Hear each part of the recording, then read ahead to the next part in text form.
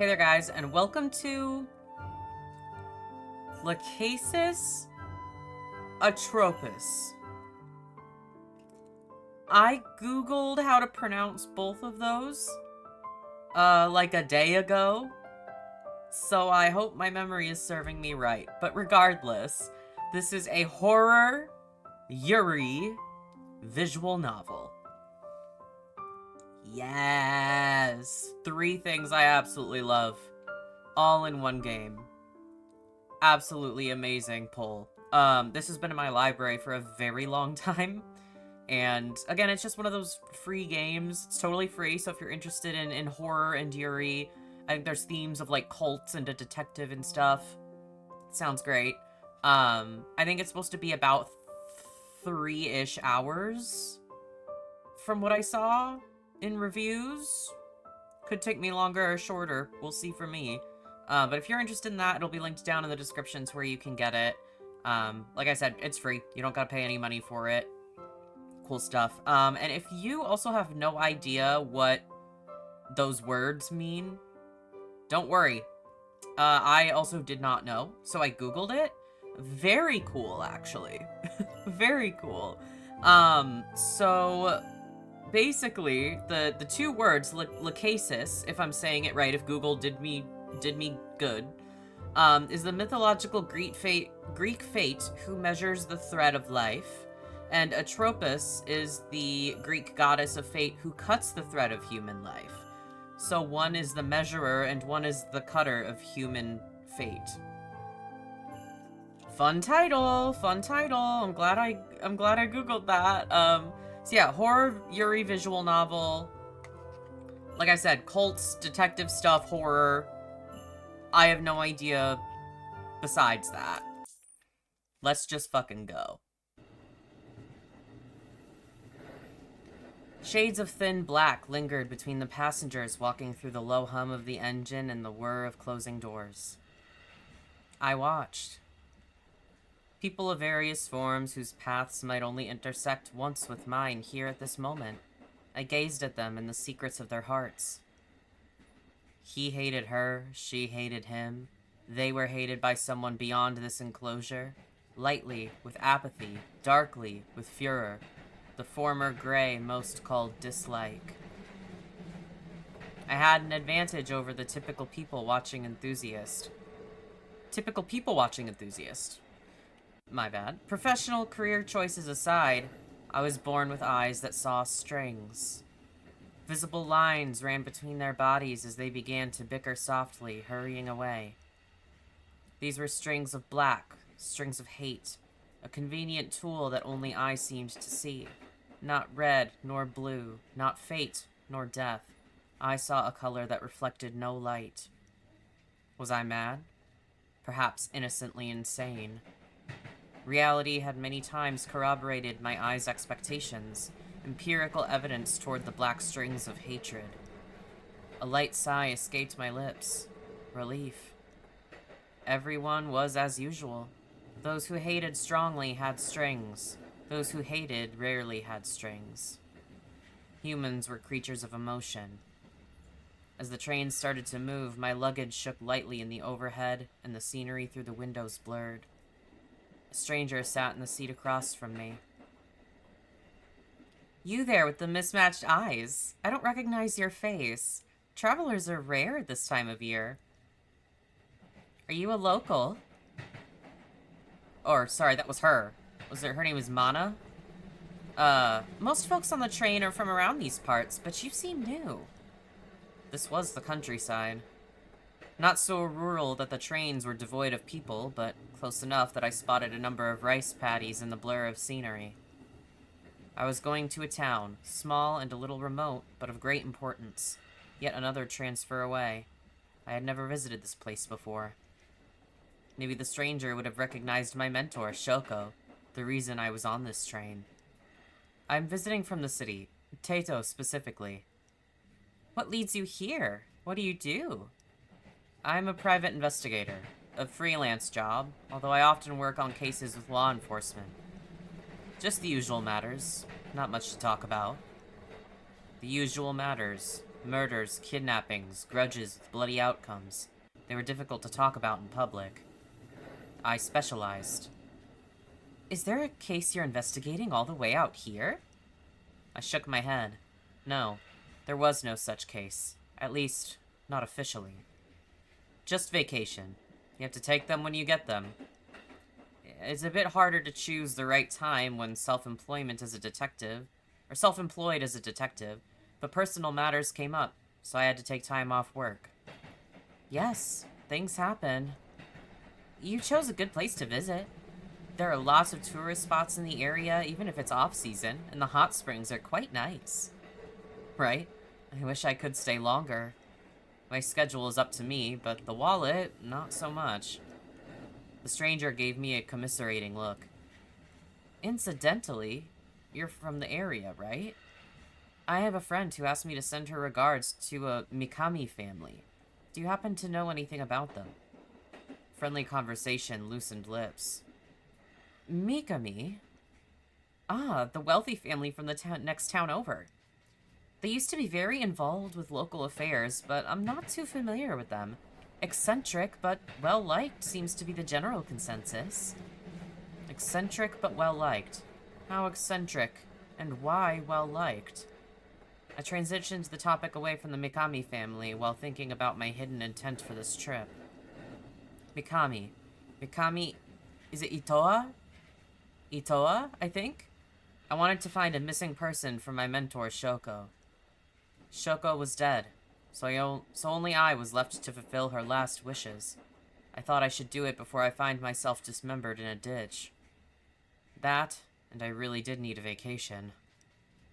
The stranger and I made a little more small talk before the rumbling of the train slowed and came to a stop. An announcement played over the intercom. Passengers stirred, moving to wait before the still closed door and get their items. I checked the station signs and my notes on where to transfer. This is my stop. Slipping a business card out of my pocket, I passed it to the stranger who received it with both hands.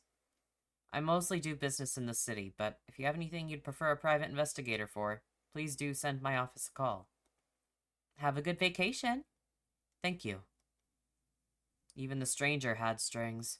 Without speaking a word, I wondered who she hated and who hated her. I doubted we would meet again. I rose to my feet, ignoring my sore knees, and dragged my luggage out from the overhead bin. I still couldn't get used to being so tired. My heart raced in my marred chest for a little box with some clothes and a laptop inside. I checked my breathing, keeping it as steady as I could. Seeing the door still open, I alighted the train with no one behind me. I hurried through the station to catch another train, barely passing through the doors on time. I quietly thanked the inventor of luggage with wheels. After a peaceful but rather empty ride, I waited at the station until a local taxi arrived. Ooh, how pretty is that? With another uneventful ride spent looking at the scenery and sky, I reached my inn. Paying the taxi driver, I stepped out of the car and took in a deep breath of fresh air. I was winded. Due to an unfortunate series of events, I spent much too long in the hospital this past year, some of it not even conscious. I liked to think that I put back on some muscle with physical therapy, but miracles were called miracles for a reason, and here I was. I had booked a pricey room with its own private hot spring at this Japanese-style inn, knowing soaking in a public one would be difficult regardless of other guests. I entered the building. The innkeeper greeted me. With only one thin gray string, she was surely a well-liked person. I have a booking for Shirasagi. There we go, Shirasagi Mana. You're right on time. Let me help check you in and get you to your room. We filled out a paper at the front desk, making idle talk about my trip here. Then, she led me through the hallways of the inn to a spacious tatami-floored room where I would be staying for the duration of my visit. Helping me set my luggage down, the innkeeper showed me around the room and the location of the private hot spring. Shoko recommended this inn to me. She mentioned that she worked here for a few years when she was younger. We were co-workers in Tato. A melancholy look flickered across her face. Of course, the person we were talking about had passed away. I'm happy she remembered this place even after moving to the big city. Did she ever mention our hot springs' therapeutic properties? Oh? Oh, the water comes natural from the mountains, you see. That's why folks say our hot springs can heal aches. I hope you'll enjoy it, especially as you've booked a private hot spring. There's still ample time before dinner is prepared if you'd like to explore the town or have a soak. That's certainly in the plans. Dinner was at 6. I had booked a special meal for my first night. Looking at the analog clock on the wall, I found a bit over 2 hours to kill. Before I forget, Shoko also mentioned... From my jacket's inner pocket, I retrieved an old photo dated to over a decade ago. In it were 2 young women, one familiar, Shoko, another unfamiliar. Mikami Itoa. I showed the innkeeper the photo. The second person was Mikami Itoa, the missing woman. She had disappeared in this town, much to Shoko's despair. Shoko was more than a coworker, more than a mentor, but a dear friend. She was the one whose little gray cells I trusted to share in the piecing together of gruesome and sometimes not so gruesome puzzles.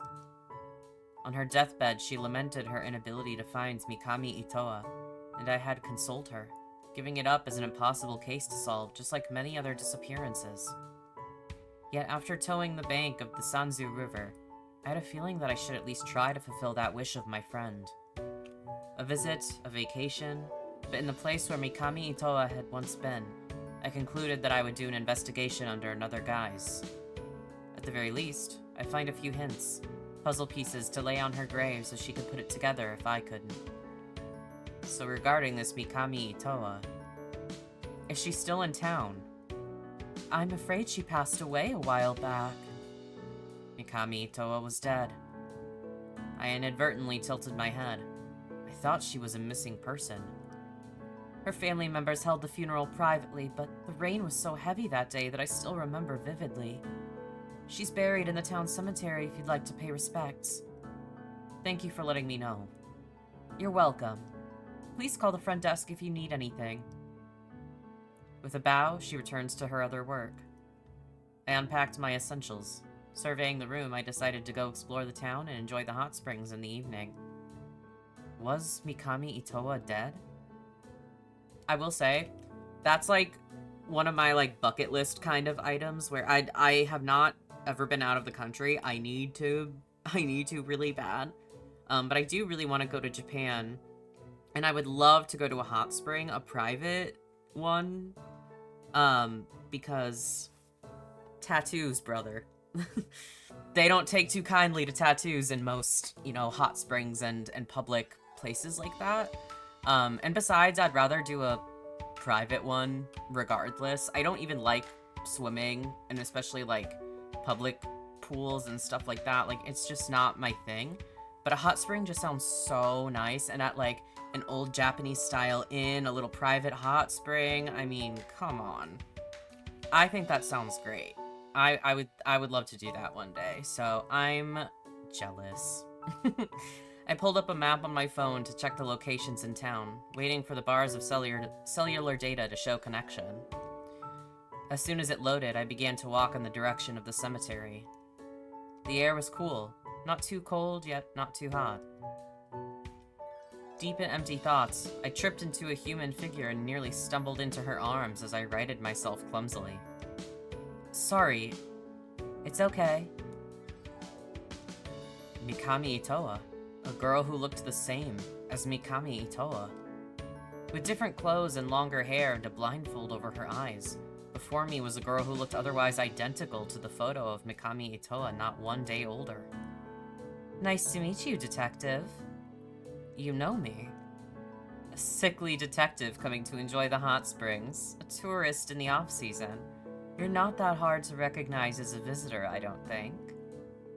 News spreads fast in small towns. Perhaps that was true, but I couldn't see her eyes behind the cloth. You might call them rumors. Not completely untrue rumors. I am a private investigator staying at an inn with hot springs. As for the sickly descriptor, I'm not sure about that one. Then that's all the better, isn't it? Miss Healthy Detective. Speaking with a bright lilt in her voice, the girl before me made expressions quite unlike the still face in Shoko's photograph. How surreal. The same face could convey such different emotions. As I observed her, she made a motion to leave. Can I ask you one question?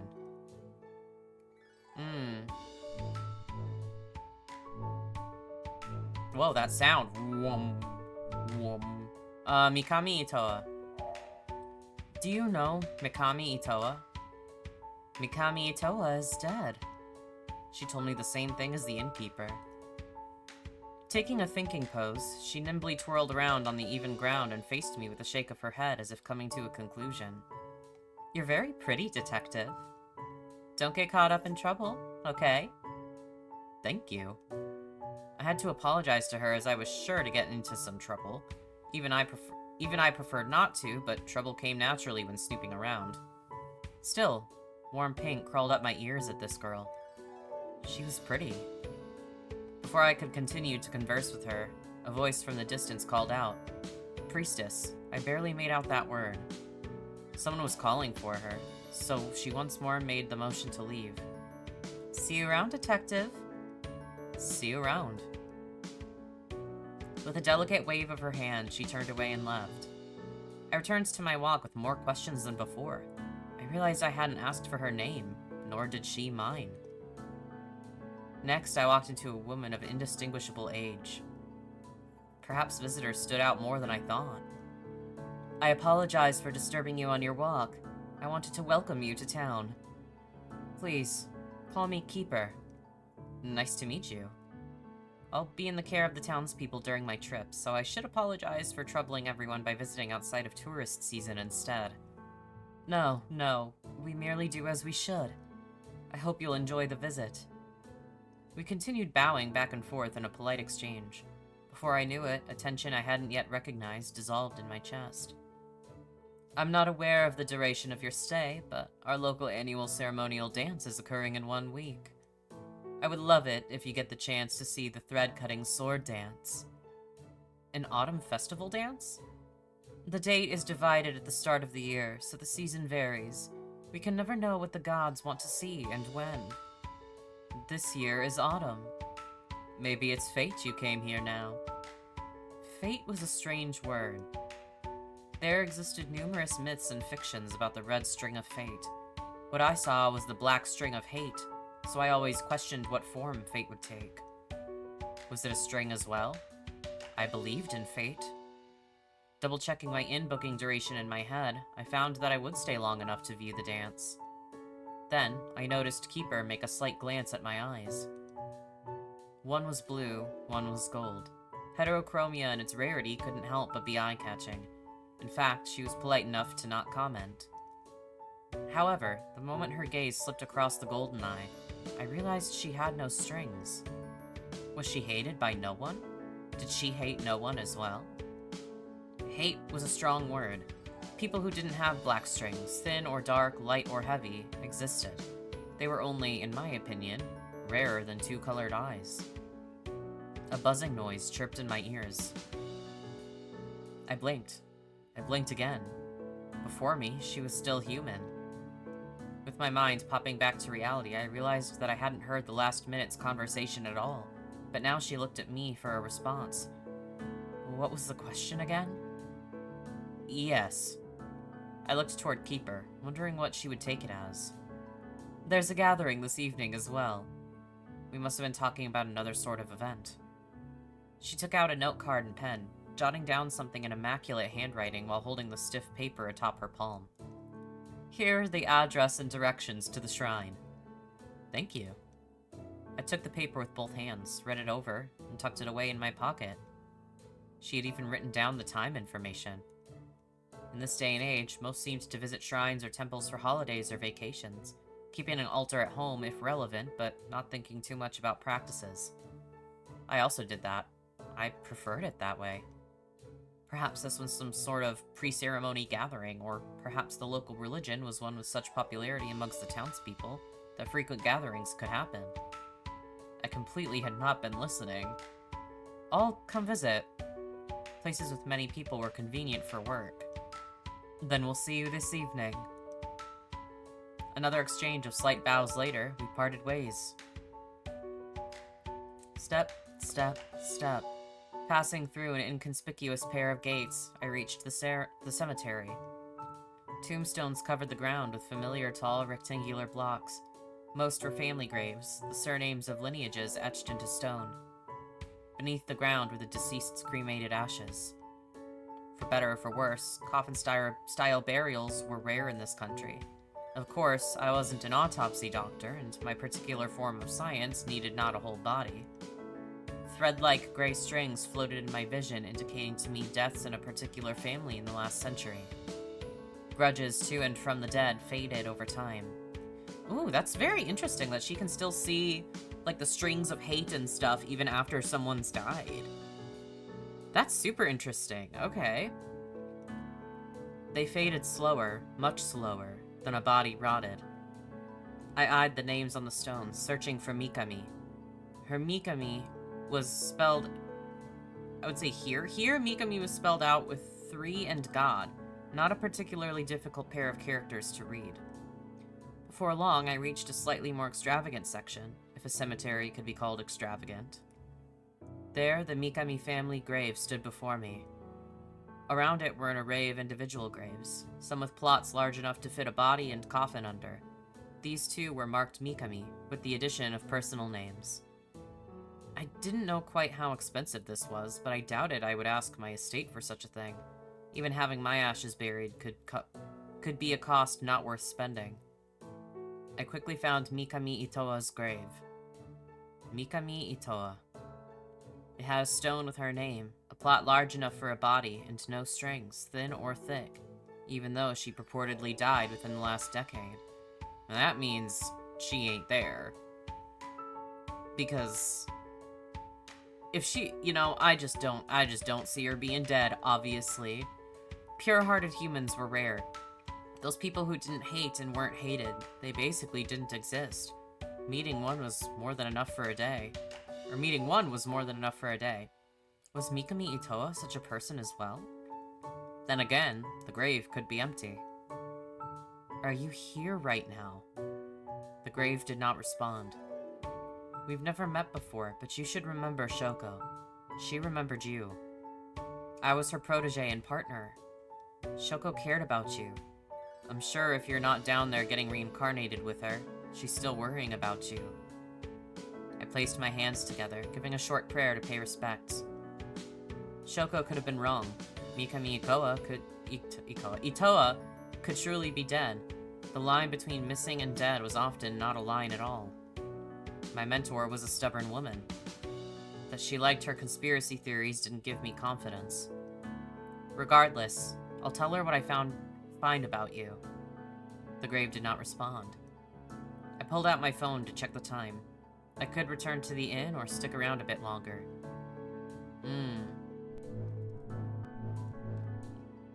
That sound is so funny to me. I say let's linger a little. Some weird shit's gotta happen if I can even choose. Given that I had taken a walk here already, I decided to linger for a few minutes more. I walked past Mikami Itoa's tombstone and took a look at those of others from the Mikami family, taking note of the dates inscribed on the stones. There was only one buried per generation. Perhaps the Mikami family used a criteria to decide who received their own plots. For example, only the eldest could have a special grave. Perhaps they simply had a thin bloodline, their name passed down painstakingly by each singular heir. Oh, see, I knew someone would show up! I passed through the Mikami section and spotted a familiar figure from afar. The priestess. Although a townsperson had called her that, the title didn't seem fitting. As she was in the distance, I didn't bother to call out to her. To shout across the cemetery, now I wouldn't be as gauche to do that. I had enough time with the dead today. I departed from the cemetery. Damn, you didn't even go talk to her? Returning to the inn, I passed through the front and greeted the innkeeper before going to my room. Dinner was sumptuous. beef, probably more expensive than my entire meat budget for 2 months, melted on my tongue. Apparently the cuts came from local cows. I went out for a walk to digest afterward. Checking the card the woman called Keeper gave me, I started toward the gathering. I walked and climbed up a flight of stairs, eventually coming to the stated location. A small crowd was already present. I had arrived late. Oh, hello. I rubbed my eyes. Was I tired from traveling? Ooh, you look so much like, Yuri from Doki Doki Literature Club. Doesn't she give Yuri vibes a little with the long, dark, like, purplish hair? Just saying. At the front stood a girl whose face looked again like Mikami Itoa's. She did not wear a blindfold. Before her sat a townsperson. She moved her hands in a series of motions as if cutting an invisible something. The townsperson made an expression of gratitude. The girl. Another of that face. Was she yet another person with that same face? Mikami Itoa, Mikami Itoa, Mikami Itoa. I couldn't say if there was 1, 2, or 3 of this woman whom Shoko yearned for. Considering age and the relative youth of the girl at the front, I conjectured the number should be a question of 2 or 3. At the front, she cut and finished. The people made a short prayer that I watched silently without participating in. The quiet, formal part of the event ended and the townspeople around me started setting up an after-party, bringing out snacks and drinks. Like bees to honey, a whirlwind of people greeted me. Kind faces asked curious questions about the big city and how I had been liking the town so far, recommending their shops and other locations. Stumbling over my responses like a newborn fawn over its legs, I was instantly defeated. Eventually, I got a chance to ask my own question. Who was that girl in the front? She's one of our priestesses. Did Keeper mention the upcoming ceremony? That lass is really good at getting guests to come. Our priestess will also be performing the thread-cutting sword dance. Last year's was with 2 girls. This year's going to be only 1. Makes me wonder how they'll change it. 2. Yes. Our other priestess can't perform the ceremony anymore, so this year's has only 1 dancer. They're both good girls. Don't forget, you old codger. To start with, before we had 2 priestesses, the sword dance was always a 1-person ceremony. Chatting with the townspeople felt like chatting with grandparents. I made the analogy, but never actually knew my grandparents on either side. With the country generally aging and a trend of younger people moving to the city to find employment, I wasn't surprised to see an older population in this small town. That was also why she stood out. I spotted the priestess not too far away. The conversation shifted, and I weaved through the people around me toward her. However, the priestess was gone by the time I got free. Walking around the perimeter of the people chatting, I looked for her. Then I spotted a door and paused. Before me was an open door leading to a dark flight of stairs, too deep for me to see the end. No one was looking my way, so my heart swelled with audacious curiosity. Ooh. Fuck it, I'm gonna sneak in. The door was open. No one was watching. Ooh. I could just go in, and through the door I went. Hurrying down the first steps so as not to be noticed, I squinted in the dim lighting and placed my hands against the cold walls.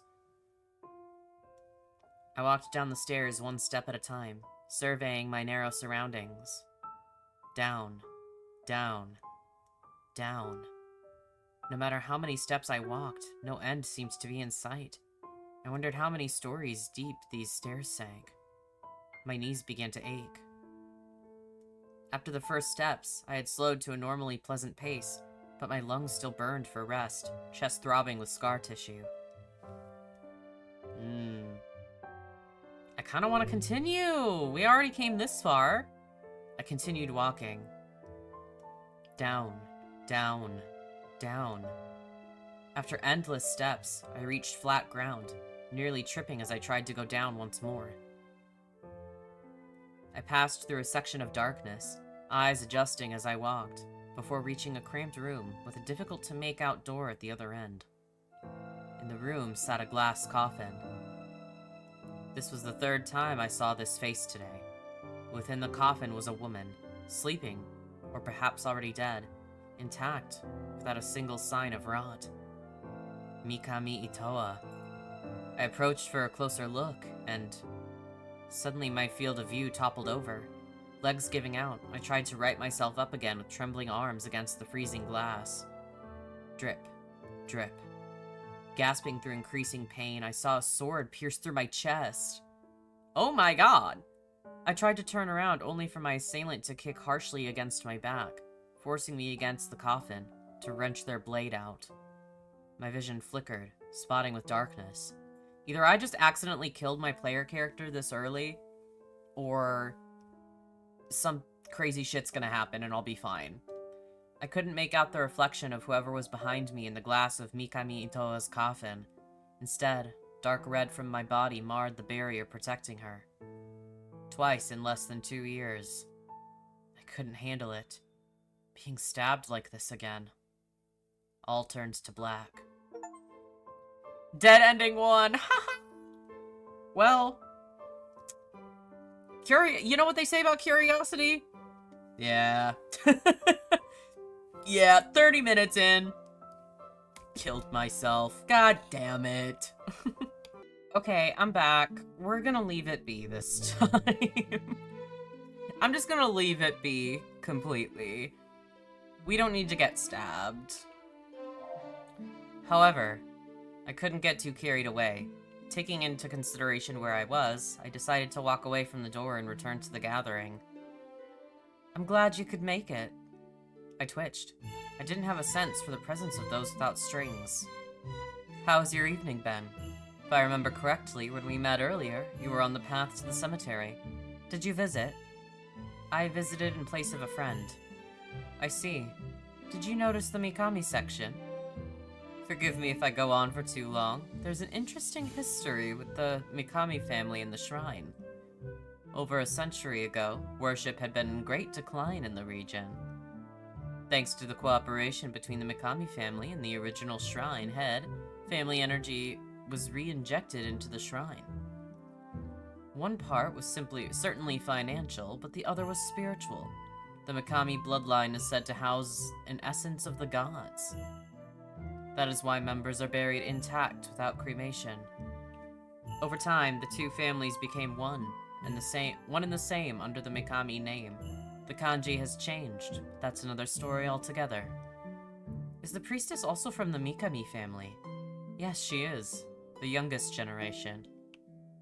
I would love if young people like you would take interest in the shrine. If you have a chance, you could talk with the priestess, or if you'd prefer, ask me your inquiries. I couldn't discern her age. I would be happy to answer. That's generous of you.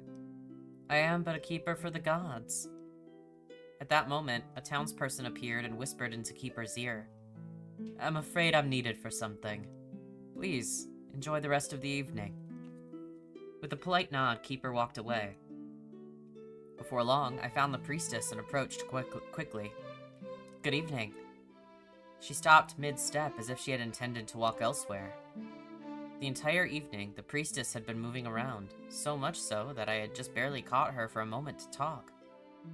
Hello. You're the visitor. To her, I was but a guest to the town. To me, she could be an important source for my investigations. Observing her features, I found again her similarity to Mikami Itoa, yet she also held herself in a different way than the languidness of Shoko's target. Seeing her face to face, I couldn't help but question. Did we meet earlier today? You must be confusing me with my sister. We're twins. I see. Are you both priestesses? Yes, but she's taking a break from the role. At the moment, I am fulfilling most of the necessary activities. What does a priestess for the shrine do? She paused for a moment to put together an answer. We preside over ceremonies and maintain the shrine. Keeper also takes a role in these matters, but priestesses are closest to the power of the Stringless God. The Stringless God? That was a name I did not recognize. I tried to imagine the god of the local religion as I jotted down a note on it in my mind. Stringless god? Yes, stringless god. She made a distracted swish of her head. Regarding ceremonies, I will also be performing the thread-cutting sword dance next week. She stopped and looked away. Following her gaze, I saw the blindfolded girl from earlier in the day with Keeper. The priestess and the blindfold girl were twins. Two identical people in the same small town could scarcely be unrelated doppelgangers. Was the blindfolded girl in some sort of trouble that could warrant the priestess's concern? Clearing my ears, I could not hear the conversation over the low noise of general chatter. If you have time, I invite you to watch the dance. Then she left. After my chat with the priestess, the gathering came to a close. I returned to the inn, exchanging a few words of small talk with the innkeeper, who also mentioned the ceremonial dance upcoming. Taking a hot shower to clean away the sweat and grime of the day, I prepared to enter the hot spring to wash away my fatigue. My body was stitched together, covered in scars from the incident that left me comatose for weeks this year. I had no choice but to book a private one. Submerging myself up to below my shoulders, I felt warmth seep into my bones. I also poured myself a small cup of alcohol for a different kind of warmth, sipping the cool drink and feeling its burn. Now then, what did you find today, Mana? I used to talk with Shoko about cases. Right now, I can only talk to myself, like someone without even a rubber ducky. The local religion worshipped an entity called the Stringless God. The priestess had made motions of cutting and would perform a dance called the thread-cutting sword dance. In other words, a major part of the shrine was the severance of strings. What strings? It wasn't black strings today. Shoko had never mentioned the Stringless God. In fact, Shoko rarely spoke of her hometown, aside from snippets of her youth and her yearning for Mikami Itoa. From the outside, the shrine appeared like any other local religion, with its own flavor of Shinto, but it gave me the same gut feeling as a New Age cult. Why? No particular reason. It could have been as simple as the fervor of prayer. At worst, I could apologize to them mentally for calling them suspicious. With priestesses who resembled Mikami Itoa, more likely than not, Mikami Itoa was also involved in the Stringless God shrine. That left me with the question of whether she was dead or alive. Dead was the official statement. If she was alive, she likely didn't up and abandon her identity like many do when overwhelmed with events in her life. After all, there was another factor: the shrine. I poured myself another cup. In conclusion, it's still complicated. I soaked for a while longer before I started feeling lightheaded, which prompted me to get out and return to my room. After drying off my hair with a hairdryer, I rolled into my futon and closed my eyes. Sleep came quickly. Then I started dreaming. I stood in a street in Taito. Located 2 blocks away from my office, it was an ordinary street, with no defining features aside from the good food truck that came on Wednesdays. The food truck wasn't parked, nor were any people bustling by. The weather resembled that day. It was like any other day. Unmemorable clouds, unmemorable sky, unmemorable temperature. No one was here. Bam! A sudden impact sent me stumbling to the ground. A figure appeared before me, but he had no strings. A faceless man. No, I just didn't remember what he looked like at the time of this event. I knew his face from the police reports. Was he clean-shaven or disheveled? What sort of expression was he making? I didn't know. He didn't seem human. My memory of that time was covered with a dark veil. It was the expected result from being assaulted, better yet brutalized, on hard asphalt streets that a coma was the only solution. He had a knife. This country had knife laws, but laws clearly didn't matter to madmen. He used a knife to stab me. Although we had no relation, not even tenuously through cases I worked on, he lost it one day and decided to play kill the detective. He didn't hate me.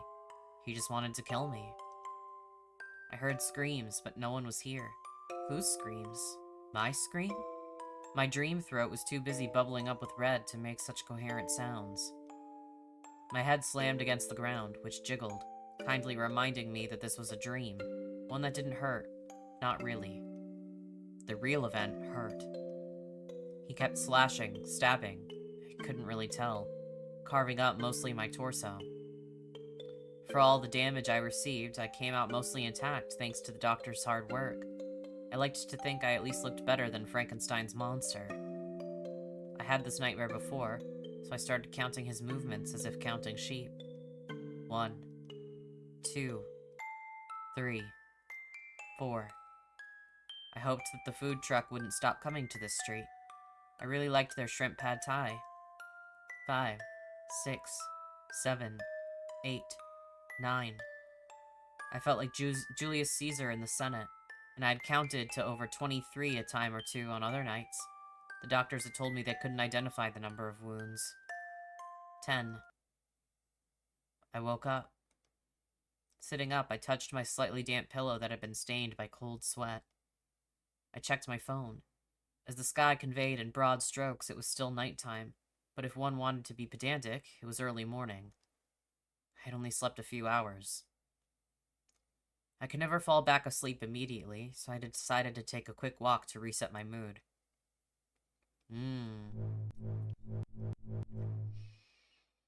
Let's go to the shrine. I went to the shrine, regretting my choice as I climbed up the stairs. With no townspeople gathered here at a time when all should be asleep, the shrine was quiet. I strolled around, looking for the door I'd spotted earlier. Dude, I'd be so scared to go to a cemetery at night. Like, I would much rather go to a shrine. I mean, obviously there's a creepy thing in the bottom of the shrine, but this run, Mana does not know that, because I didn't let her go in and get stabbed, but I know that. But yeah, going to a cemetery at night does not sound like a good time to me, I fear. Okay, I found it, but the door was closed. I could try opening it regardless. My hand halfway reached out, I froze, noticing a presence nearby with thin strings. Who's there? The voice was not yet in sight. I shifted, moving away from the door to appear as if I hadn't thought about it at all. In fact, I hadn't even noticed there was a door there. Taking initiative to remove suspicion from myself, I walked toward the voice. It's me. Here at this time of night. Did you lose something? No, I just came for a change of pace because I couldn't sleep. You're also out right now. Do your priestess activities also take place so late?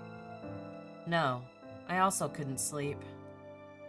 Peeking at her pretty golden eyes, I saw that she didn't display the slightest hint of dark bags. Does the bedding at the inn not suit your taste? I shook my head. The futon was comfortable. I see. Both mattress beds and futons made little difference. Between unpredictable aching and strange nightmares interspersed between nights, I often awoke much before my intended waking times. Falling asleep wasn't the problem. Quietly, we listened to the rustling of the wind. Conversation halted just like the rest of the world seemed to be at night when all in the town were sleeping. Unlike the city, the town at night was blanketed in tranquil darkness. You're investigating someone, aren't you? She broke the quiet. Mikami Itoa. News spread too quickly in small towns. It's not worth searching for her because that woman is long dead. That woman, Mikami Itoa. Was it alright for the priestess, a member of the same family, to speak of her relative with such detachment? She started walking, gesturing me away from this area, close to the door. We held a very private funeral for her. Maybe that makes people doubt her death. Why so private? Tradition and religion. She's buried in the cemetery, so you should go pay respects to her grave if you want to talk with her. Otherwise, there's nothing you can do about the dead. I disagreed, but didn't want to pick a fight with her as she appeared to be done with the matter of Mikami Itoa. Walking along, I pointed to a random tree that caught my eye as to change the topic. That tree looks young compared to the rest here. Was it planted recently? Yes, my sister and I planted it together when we were younger. Her tone softened at the mention of her sister. She looked at the young tree almost wistfully, shaking her head as she turned her gaze away. Sounds like you get along well. Siblings are nice. Yes. Twins. Although the two girls shared the same appearance, curiously, they left such different first impressions.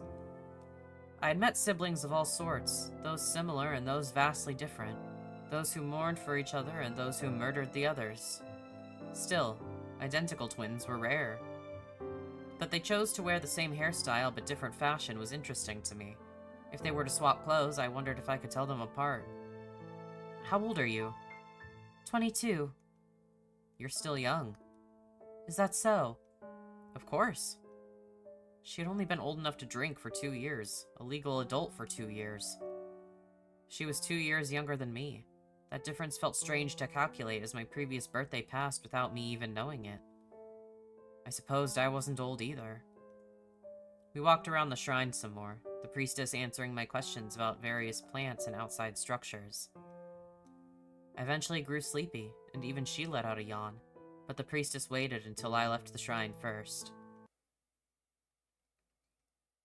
After returning from my late-night walk, I changed clothes and slipped into my futon.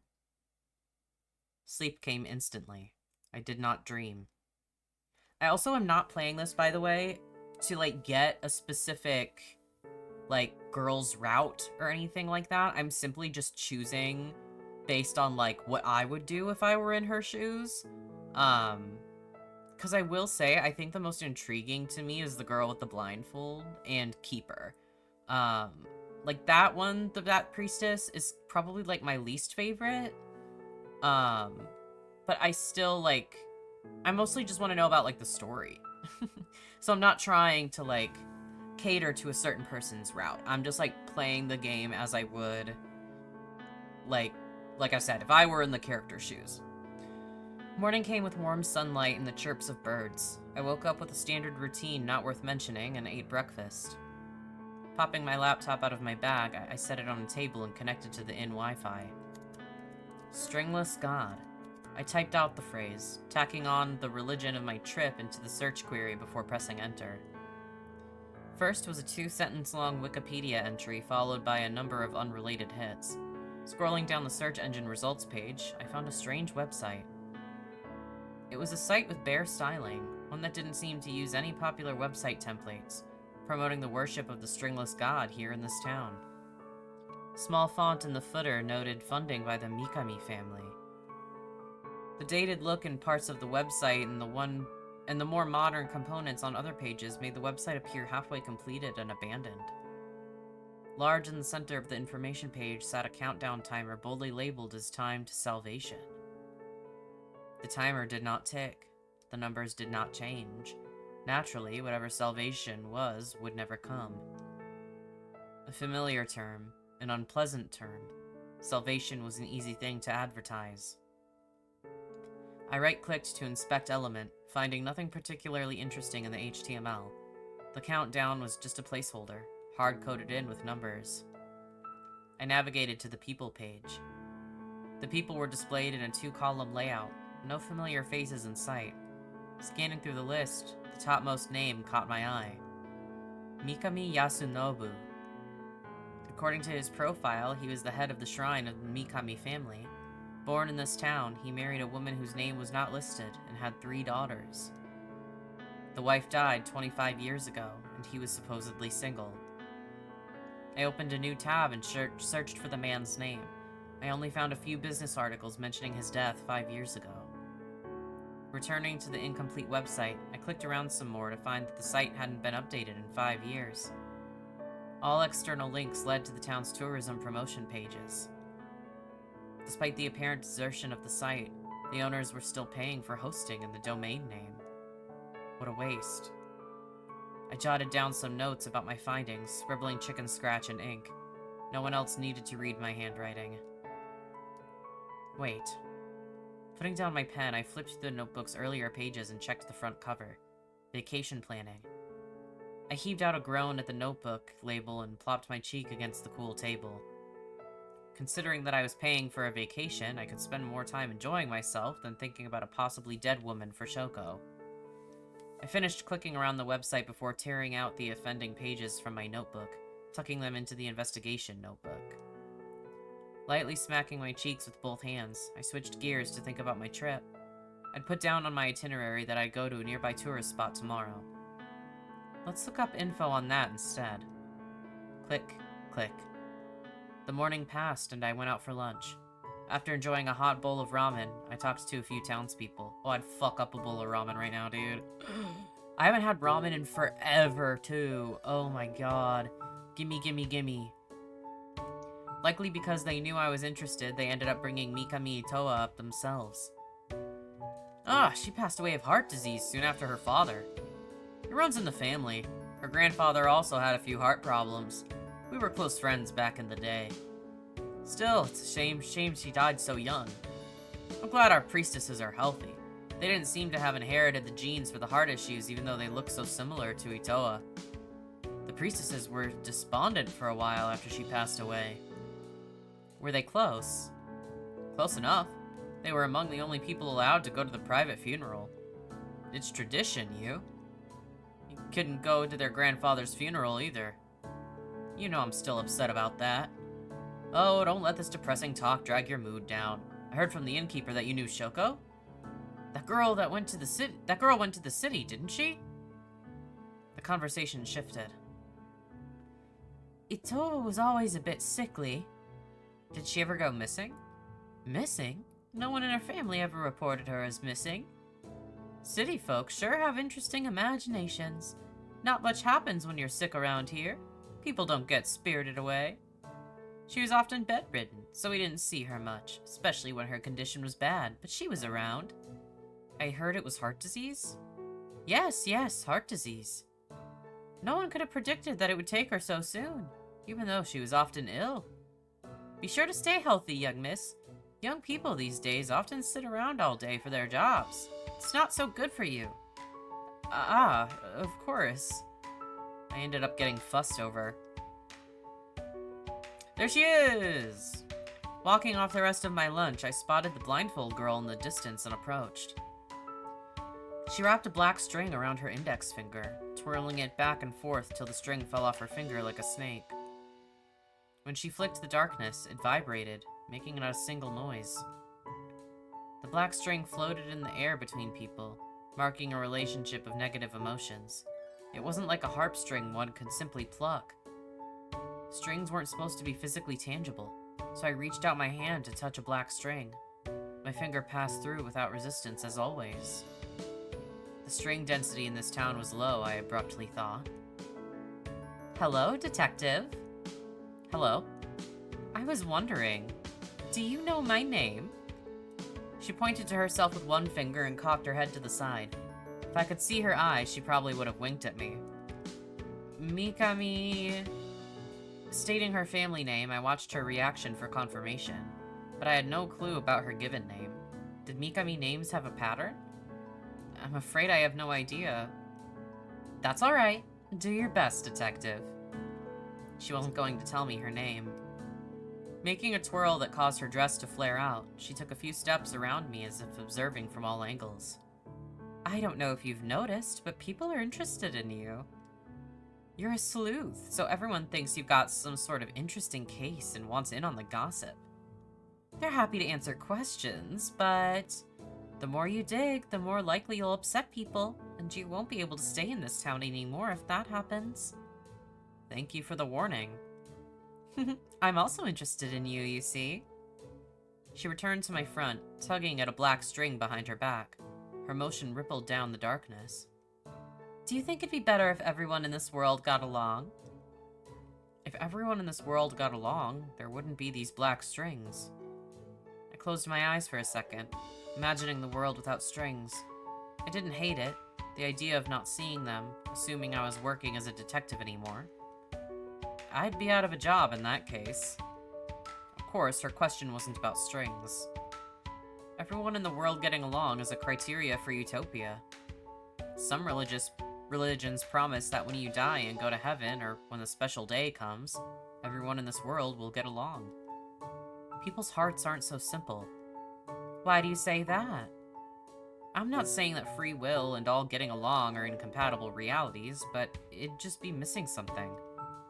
There's always someone you get along with better than another, unless it's a boring world where everyone's the same. No one is special, so no one is unspecial. The good emotions that people have wouldn't matter anymore either. I don't mind our world right now. I saw, many times, scenes that might make some people wish they could get along all of the time. People fought, yelled, and resorted to violence. Sometimes they were arrested. Sometimes they just died. As someone who followed black lines, I saw these people a lot. However, the incidents that made it to a detective's table were abnormal to start with. Normal people could fight and resolve their issues without resorting to bloodshed. Their relationships might get severed, but they might also grow stronger from the process. A world where no one is special, huh? I agree with you on that. I wonder, a world where everyone gets along, a world where no one feels special things toward other people. That'd be lonely. Are you also a philosopher, detective? Not at all. Is there something troubling you? Nope, just philosophical questions. She tugged harder at the black string in her hand. Ah! Abruptly, she let go of the string. The resulting undulation running down the string made me wonder what physics the thin black followed. The movement eventually stopped. I tilted my head in confusion, forgetting that she couldn't see. What time is it? I pulled out my phone to check for her. Just past 3 in the afternoon. I guess I'll have to go now to make it to my appointment at the clinic. You know, detective, I do like chatting with you. Are you free for dinner tonight? I'd like to invite you out for a meal.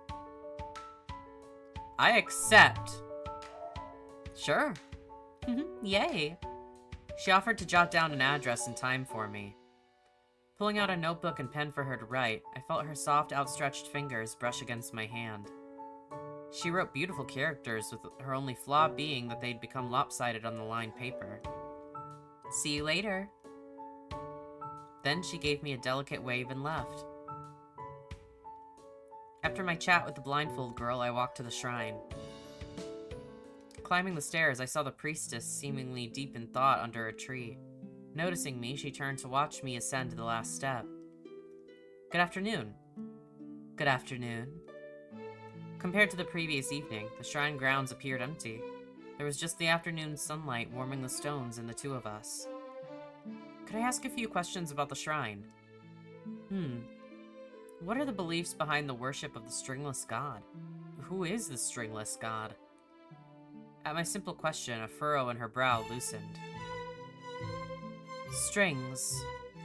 She made a gesture at something in the air I couldn't see, taking a thin, invisible something between her slender fingers. Human bonds are tied by strings. They come in unique colors for each and every emotion between us. But why strings? Do people really need strings to feel? In fact, these strings are nothing more than puppet strings. Like a spider's cobweb trapping its prey, the strings manipulate our feelings. For example, rejection and disgust. Thus, the strings must be removed for people to be free. How? Because they are strings, they can be severed. Yesterday, you may have seen part of a regular ritual.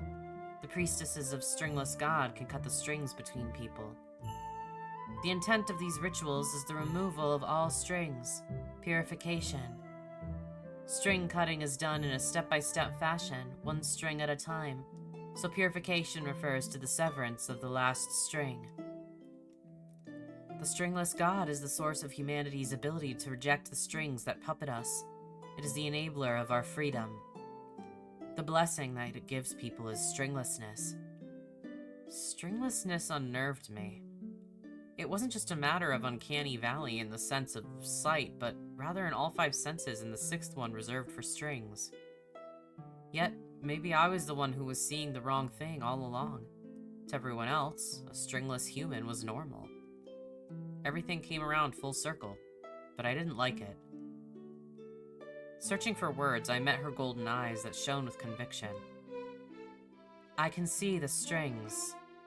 She ran her hand through the air. Then she touched one of my black strings, a thin gray one to someone whom I vowed never to talk to again. She touched it, twisting it in her hand before letting go. My heart started to race. She wasn't lying. What do you think? That may be. That may be true. What color is the string of hate? Black. Her response confirmed that we saw at least part of the same reality. What is the breadth of human emotion? Will we lose something or gain something if all strings are cut? Nothing will change, but your emotions will become your own. If all the strings are cut, will all humans get along? I don't know. Would you like a world where everyone got along? Repeating the blindfold girl's question to the priestess, I couldn't help but notice how the priestess's expression softened at the topic and made the blindfold girls darken. Yes. Why? Wouldn't it be nice if there could be less sad things in the world, less reasons for people to be hurt? It would be a happier, kinder world if everyone got along. Warmth overflowed from her eyes. I understood at that moment that she yearned for a dream. The happy, kind world, a shining and beautiful world that most adults stopped believing in. You're a kind person. No. She shook her head. Not at all. I peeked at her eyes, the ones that could see strings, and wondered what was reflected in her sight. How did she see humans? Were they merely bodies of lines? To think that there was someone else in this world who could see what I thought of as my madness. I needed a moment to digest my feelings, my brain slowing down now that our conversation had come to a lull. Glancing at the time, the priestess made to move toward the door of the shrine. I have to go inside, but you're welcome to follow if you'd like to. Pulling out my phone, I checked the time myself. Thank you for the offer, but I have an appointment soon. She nodded to me and went inside the shrine. Having been caught up in the priestess's quiet intensity while talking, I found myself broken out of a daze. I looked around, seeing nothing of note, and left. Despite descending the shrine stairs, I took out my notebook to check the address the blindfold girl had written down. If a person's writing could reflect their soul, what did hers reflect? She had beautiful handwriting. Oh my god, cute. Walking slowly, I arrived at a quaint little restaurant with a bell on the door that tinkled as I entered. The blindfold girl sat not too far from the entrance and waved at me as I entered, gesturing for me to sit in the seat across from her. Hello, detective. Taking a seat, I opened up the menu before me for a quick glance. How was your doctor's appointment? It went well. She gestured to her eyes, which were hidden behind cloth. Running my finger along glossy laminate, I noticed there were no textures for her to read off of. I assumed she couldn't see. Do you need help with the menu? No, thank you, but I'm familiar with this place's menu. How was your day? It was good. I visited the shrine. Was she the priestess there? Yes. I see. As I looked over the menu, she called a waitress over to order. I'd like to order 1 curry katsudan. There she went, ordering without waiting for me. Scanning over the menu, I didn't have a strong preference, so chose at random, my eyes landing on a rare dish. I didn't know they served this out here. Could I get the taco rice dish? Jotting down our orders, the waitress left our table. Do you like taco rice? It's alright. That's too bad. I like ordering it sometimes, but I was in a katsu mood today. Fried food is yummy. You understand me, detective. You see, good things taste bad, but bad things taste good. Food aside, I've been meaning to ask, why Mikami Itoa? Mikami Itoa herself isn't all that relevant to me. I'm doing this for someone important to me. She can't do it herself anymore, so I have to. She cared a lot about Mikami Itoa, and I care about her. Shoko, my mentor, my friend. I could never meet her again, but I wanted to fulfill her wish. I can understand the sentiment of doing dangerous things for the people important to you. I'm mostly trying to keep out of danger here. She seemed to pause and think, tilting her head to the side. I'm sure you'll be all right. I had a talk with your sister who told me about the local religion. You're also a priestess, but I don't see you around the shrine. Could you tell me more about the stringless god? I'm not much of a priestess anymore. I don't participate in the activities. I don't want to be involved with the shrine. And I'm blind. Can you also see strings? Do you think I can see? Who knows? The waitress arrived with our orders, putting a pause to the conversation topic. We gave thanks for the food and started to eat. Although the blindfold girl appeared dexterous around people, dancing around me when we chatted, she showed her clumsy side to me when she grasped for utensils to eat. She was a fork type of girl. I picked up my own chopsticks while watching her hands. My sister, she really believes in the stringless god. It's complicated. The Mikami family is deeply intertwined with that shrine, so you'll find out a lot about both if you keep looking into Mikami Toa. But I can't really answer your questions. She took a bite of her food. You've got a bit of sauce on your lip. Her pink tongue darted out to lick the side of her mouth. Did I get it? Yes. We ended up talking about food, such as how a Tex-Mex Okinawa dish ended up on the menu here in the mountains, and why curry went well with tonkatsu. Before I knew it, we finished eating. Going to the counter to pay, the blindfold girl started to take her wallet out. My treat. No, let me pay. I invited you to dinner, so I'll pay. I can pay. Nope. Take me out on a date next time if you want to treat me to something. Just kidding. If I have a chance, then. I ignored the expression of the person at the counter. I'll look forward to it, detective. Leaving the restaurant, we walked down the same path for a distance. However, as her home and my lodgings were in opposite directions, we later split. After some time, I returned to the inn. I relaxed, soaking in the hot springs under the night sky. Overheating and getting a tad pruny, I remembered I had wanted to enjoy the nature in this area on my trip. I went out for a stroll, breathing in the cool evening air. Reaching a lake, I looked at clear waters while leaning against wooden railing. As the sky was overcast, no moonlight, only darkness could be reflected. I walked along the lake and then stepped onto a forest path. The ground soon grew uneven, only dirt devoid of grass informing where to walk. My legs complained about the trek, but my eyes rejoiced. Looking up through the trees, I found that the clouds had moved out. I saw a starry sky. I didn't know that this place was remote enough to see stars. In the city, there was no chance.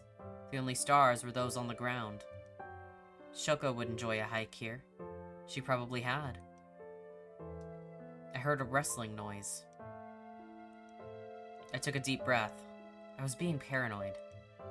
Seeing no strings, I concluded no people were present. The noise could have come from animals. I continued walking.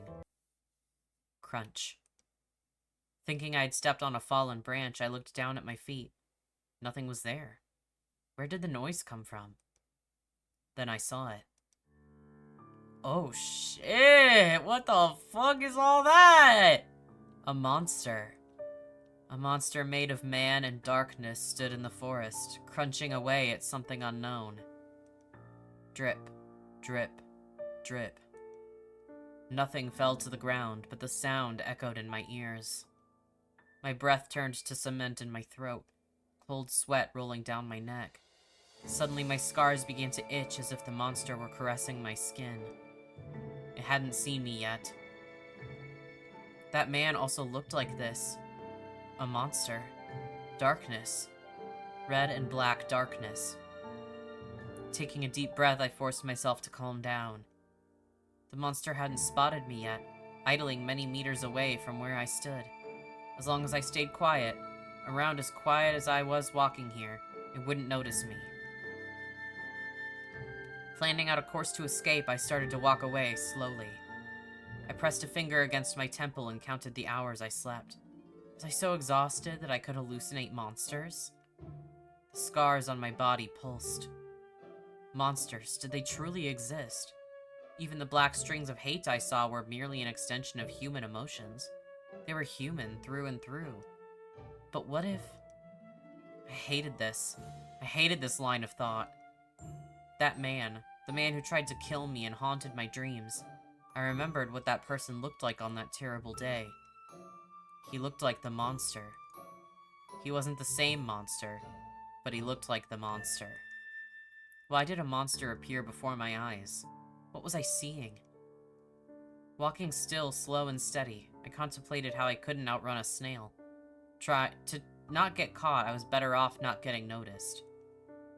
Not looking in front of me, I bumped into a human figure and stumbled. Who was it? A slender, feminine figure. The panic congesting in my veins cleared as I saw who it was. I get to choose? I do prefer the one with the blindfold, so... Why so jumpy, detective? I quickly peeked behind me, seeing nothing, much to my relief. I thought I bumped into a wild animal or something of the sort.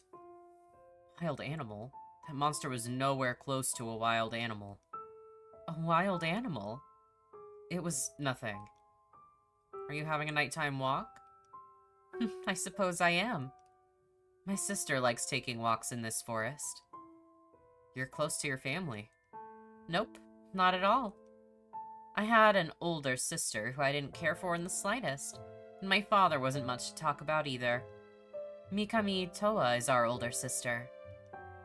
She was our father's eldest daughter, and we were his younger twin daughters. What's your father's name?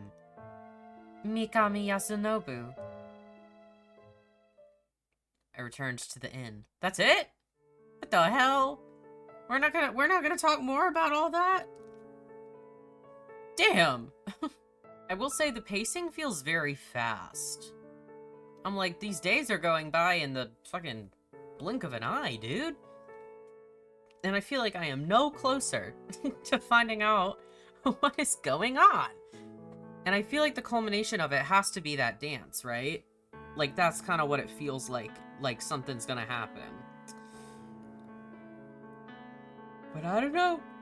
I spent the following day in a nearby town, enjoying a number of tourist activities and not thinking about my personal investigation. The rickshaw puller said that I was the lightest customer he had all day. I didn't know if I was happy about the information, but the tour was entertaining. After eating my fill and exploring a historic site, I returned to the inn in the evening. I soaked in the hot springs, breathing in steam. The water's warmth seeped into my bones and turned me to jelly, washing away my fatigue. I leaned against the stones at the edge of the pool for support. In my right hand, I held a cup of cool white wine. A rosy color had floated to my cheeks from not just the hot spring's warmth, but also the alcohols. I was taking advantage of a private bath to drink. Did I need to drink less? What a relaxing day I had. Shoko, your secret lover got eaten by a monster, you know? I probably was a little drunk as I dragged myself out of the hot spring, sloppily drying myself off with a towel and my hair with the hairdryer. I slept quickly that night as usual. Another day arrived. When I checked the weather, the forecast stayed the same with clear skies for the upcoming days, a good sign for the ceremony dance event. I happened to meet Keeper on the way to the cemetery again. We made some small talk about how I had been enjoying my visit so far, but before long, the conversation shifted to a Mikami-related topic. I'm glad you've been getting along with our priestesses. They're both very friendly. I heard they had an older sister. I pretended not to know the relationship between Mikami Itoa and the older sister, waiting to see if Keeper would hint me into new clues. Yes, Mikami Itoa. It seems you were interested in her affairs. It's virtuous of you to ask about her for Shoko, but I'm afraid she passed away many years ago. She died of heart failure. She corroborated the information I collected from the townspeople. Up to this point, the conversation was normal, albeit disappointing. The woman who Shoko yearned for was mundanely dead as far as all were concerned. Even if some brought up suspicions on Mikami Itoa's death, no statements had come forward to show signs of her continued life. Then, Keeper reminded me of my suspicions regarding the shrine. However, all will be well soon. The day of salvation will soon be among us, and the dead will be revived. At that time, you can speak with her as you wish. I hope we can trouble you to stay with us for long enough to see that day. Salvation? Can the dead come back to life? Yes, she will. Salvation and the return of the dead to the living. Those were concepts that could have many meanings. A chill ran down my spine at the thought of a mass murder incident happening to the sizable crowd of people who gathered for the local religion's events. Poison cocktails could easily be fed to people as salvation drinks, leading them to their unknowing demise. That was one meaning of salvation. At the very least, death hadn't been mentioned in the priestess's explanation of the stringless god, so I calmed myself from the extreme case. Keeper's mention of the revival of the dead reminded me of the popular Christian Messiah said to have returned from the dead. Perhaps Mikami Itoa was in hiding for these years so that her return could be a proclamation of a Messiah. People liked those sorts of miracles. That idea was better, but still unnerving. There was, of course, always the minute chance that Keeper's perceived reality was true. Was Mikami Itoa dead? I see. Keeper took out a note card and wrote down a time, passing it to me. There's a gathering later today with food and drink like before. Our priestess will be performing a purification. You're welcome to attend. It will be at the same location as the previous gathering. Putting the card away, I took a deep breath as subtly as I could. I'll be there. Parting with Keeper, I arrived at the cemetery. Passing the cemetery gates, I made my way toward the Mikami section. I stopped in front of Mikami Itoa's grave, staring at the inscription on her tombstone. So, are you dead? I started to draw out the timeline for this case. Mikami Itoa was in her 30s at the time of her death. Based on her birth year, she was a few years older than Shoko, making it a friendship between different grade levels. Why did Shoko say she was missing? Mikami Itoa died around the time Shoko last visited her hometown. That was 5 years ago. Shoko wouldn't have been able to attend Mikami Itoa's funeral due to its private nature. However, she should have either known about the death or been informed afterward. Reality was that we lived in an age of technology and easy communication. Next, I wanted to look at Shoko's and my matters. Shoko died around 3 years after Mikami Itoa's death. A few months after Shoko's death, I was attacked on the streets by a man who I perceived as a monster. That sounded like an isolated incident, but the attacker unexpectedly came from this town. The next major category of clues was the relationships between people. Specifically, there was the Mikami family, the wealthy and eccentric family made of persons of interest. At the top of the relevant section of the family tree sat a Mikami Yasunobu. He had 3 daughters, Mikami Itoa, the blindfold girl, and the priestess. None of the daughters resembled him, which was no surprise as they all resembled each other. Did they resemble the mother? If that was the case, then they all had to share the same mother, which didn't seem quite right. A whole bunch of mysteries and no backup. Shoko, I'm starting to understand why you didn't get anywhere with this case, but couldn't you have left me a few more hints? Heaving a sigh, I crouched down at the grave. As before, I saw no black strings from her plot. Squinting, I found nothing. Then again, the priestess could have cut all of this purported dead woman's strings. What happened to you, Mikami Itoa? Did you really die from heart problems? The grave did not respond. Of course. Seeing no luck at the cemetery, I decided to visit the shrine early. I cooled my head while walking up the stairs extremely slowly, looking up at the clear blue sky. The weather really was nice. Despite my slow pace, it seemed not many people had arrived.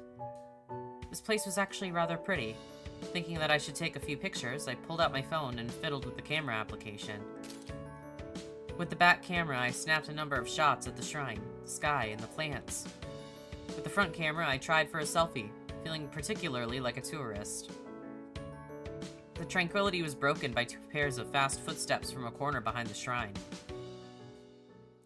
The blindfold girl rushed out from behind that corner, the priestess chasing hastily after. The priestess grabbed the blindfold girl's hand despite the latter trying to shake her off. Neither had noticed me, so they argued loudly. Let go! Not until you talk to me. There's a reason why I didn't want to cut strings anymore, but you know how that turned out. If subtle doesn't get through to you, the answer is badly. The answer is badly. Okay. You can blame me, but you shouldn't do this. I love you, so why can't you understand? Thinking I should call out to them, I found my words lost on my tongue with the realization that I didn't know their names. Mikami. Was that all I knew? Ah. The priestess seemed to have noticed me as she looked my way. Taking advantage of her lapse in concentration, the blindfold girl broke away from the priestess's hold. Wait. The blindfold girl ran away. The priestess stared blankly after her sister, dumbfounded. Was it my fault that she lost her sister? We watched as the blindfolded girl descended the stairs and went out of sight. Then there was silence.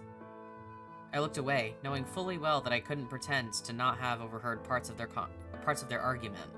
Still, I hadn't heard enough to determine the topic, nor the wronged party, if any. The priestess shook her head and approached me. Hello, detective. You're not going to follow? No. The purification ritual is soon.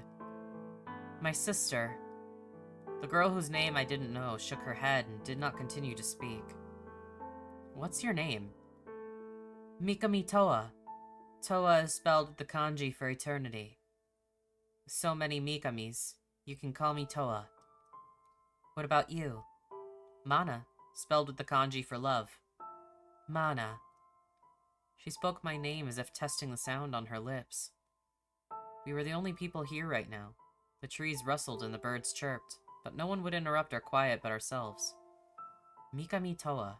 Toa looked up at the sky. I have to get prepared. We checked the time in unison, receiving a reminder that the gathering would be occurring soon.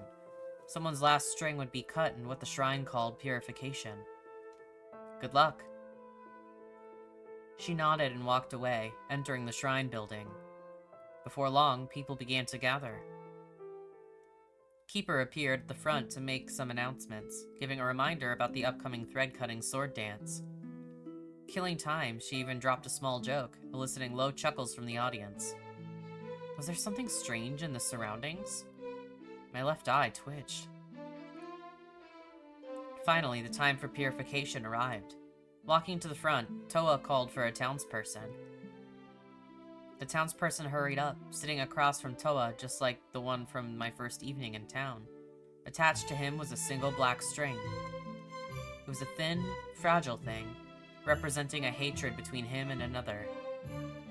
She took it in her fingers, proclaiming it to be his last string binding him. Then she cut it. She cut the black string I had once thought to be inviolable. Inviolable? I actually don't know how to say that word out loud. At least not this way. Beautiful. I met eyes with Toa. One string turned to two pieces with the slightest sliver of gap appearing between them. The string began to fall, dissipating into black specks. The string disappeared. The townsperson cried out in gratitude, clasping his hands together as he dropped to his knees. He is pure. An air of joy swept over the crowd. They began to applaud. I clapped my hand quietly along with them, observing their happy faces. After the clapping concluded, they fell into a prayer. Suddenly something felt off. My sense of equilibrium warped, causing me to nearly stumble over my feet. Hobbling to lean against a nearby tree, I pressed my palm against my left eye. The ground was flat. Nothing was shaking. Yet, something was wrong. I closed both of my eyes for a moment, furrowing my brows. A buzzing noise pierced my eardrums. I gasped. I didn't gasp. Cut. What did you think about the string cutting? You look a little pale. Toa's voice broke me out of my stupor, and I met her clear eyes. Amazing. It was amazing. I didn't expect it to be so... I shook my head, clearing away my mental fog. Glancing around, I found that the townspeople had already gotten out refreshments and were mingling, happily chatting about various topics. The person whose string was cut was nowhere to be seen. Where did the purified person go? They usually go talk to Keeper after purification. Toa gestured toward the shrine building.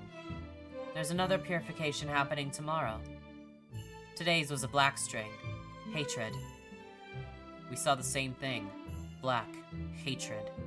These thin lines that linked people, she saw and cut, and the color in her eyes was the same as in mine.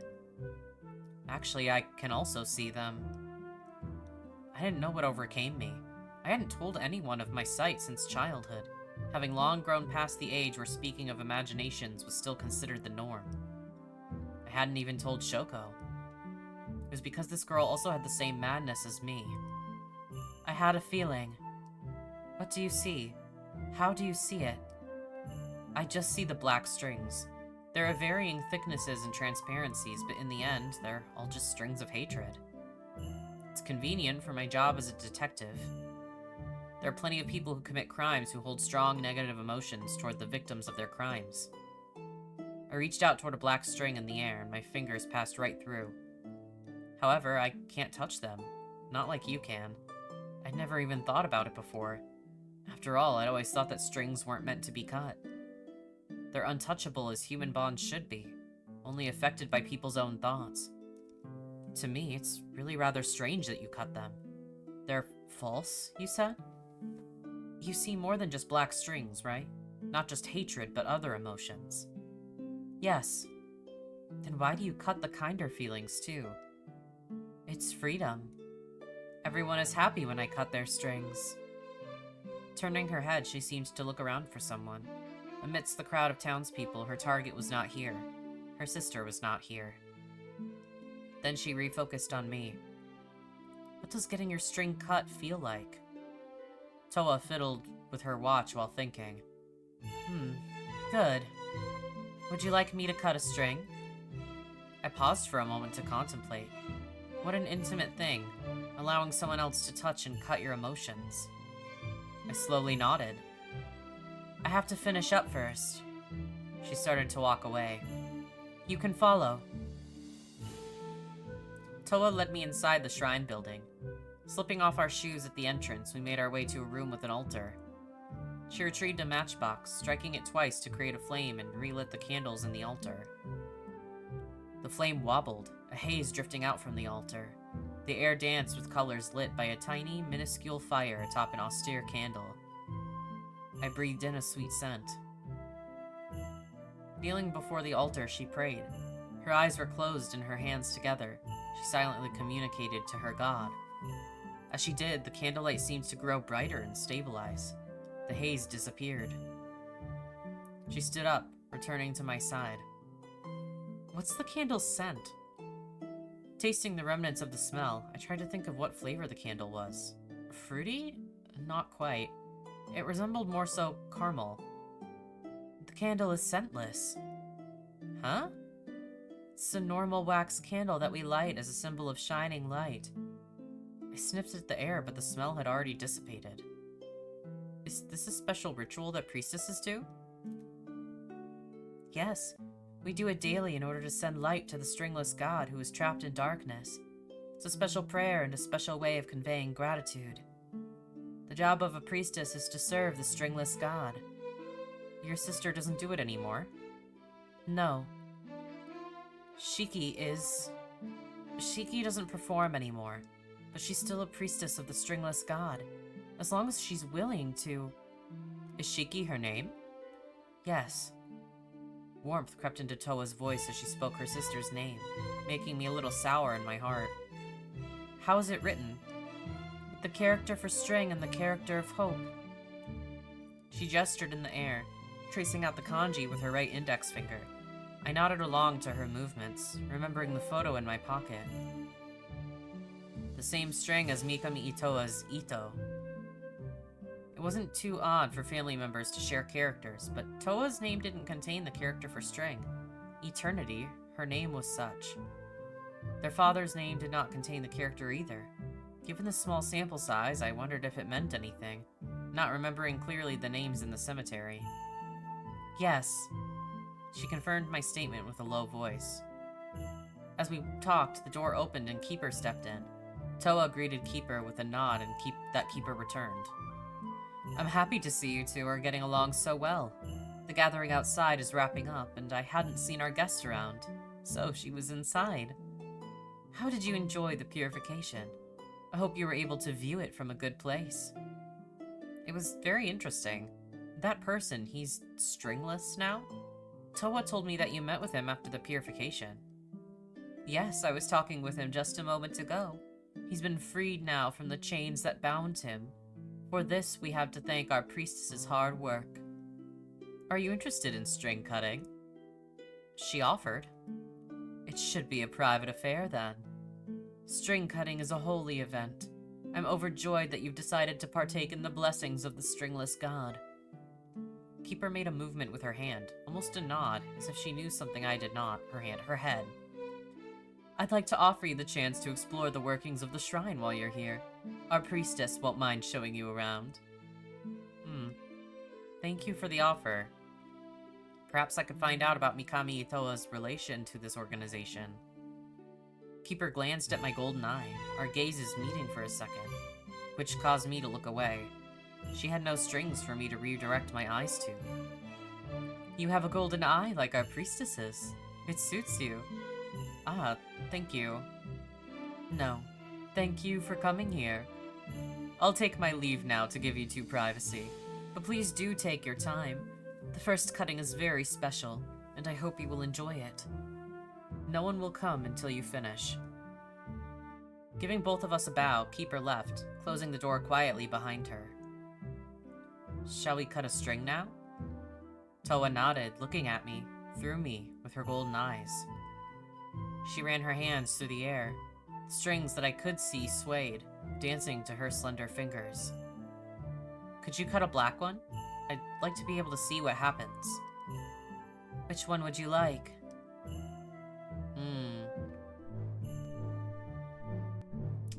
Let's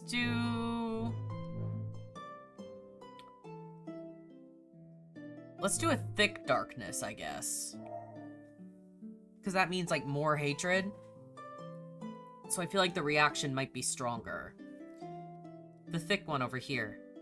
I gestured toward a black string.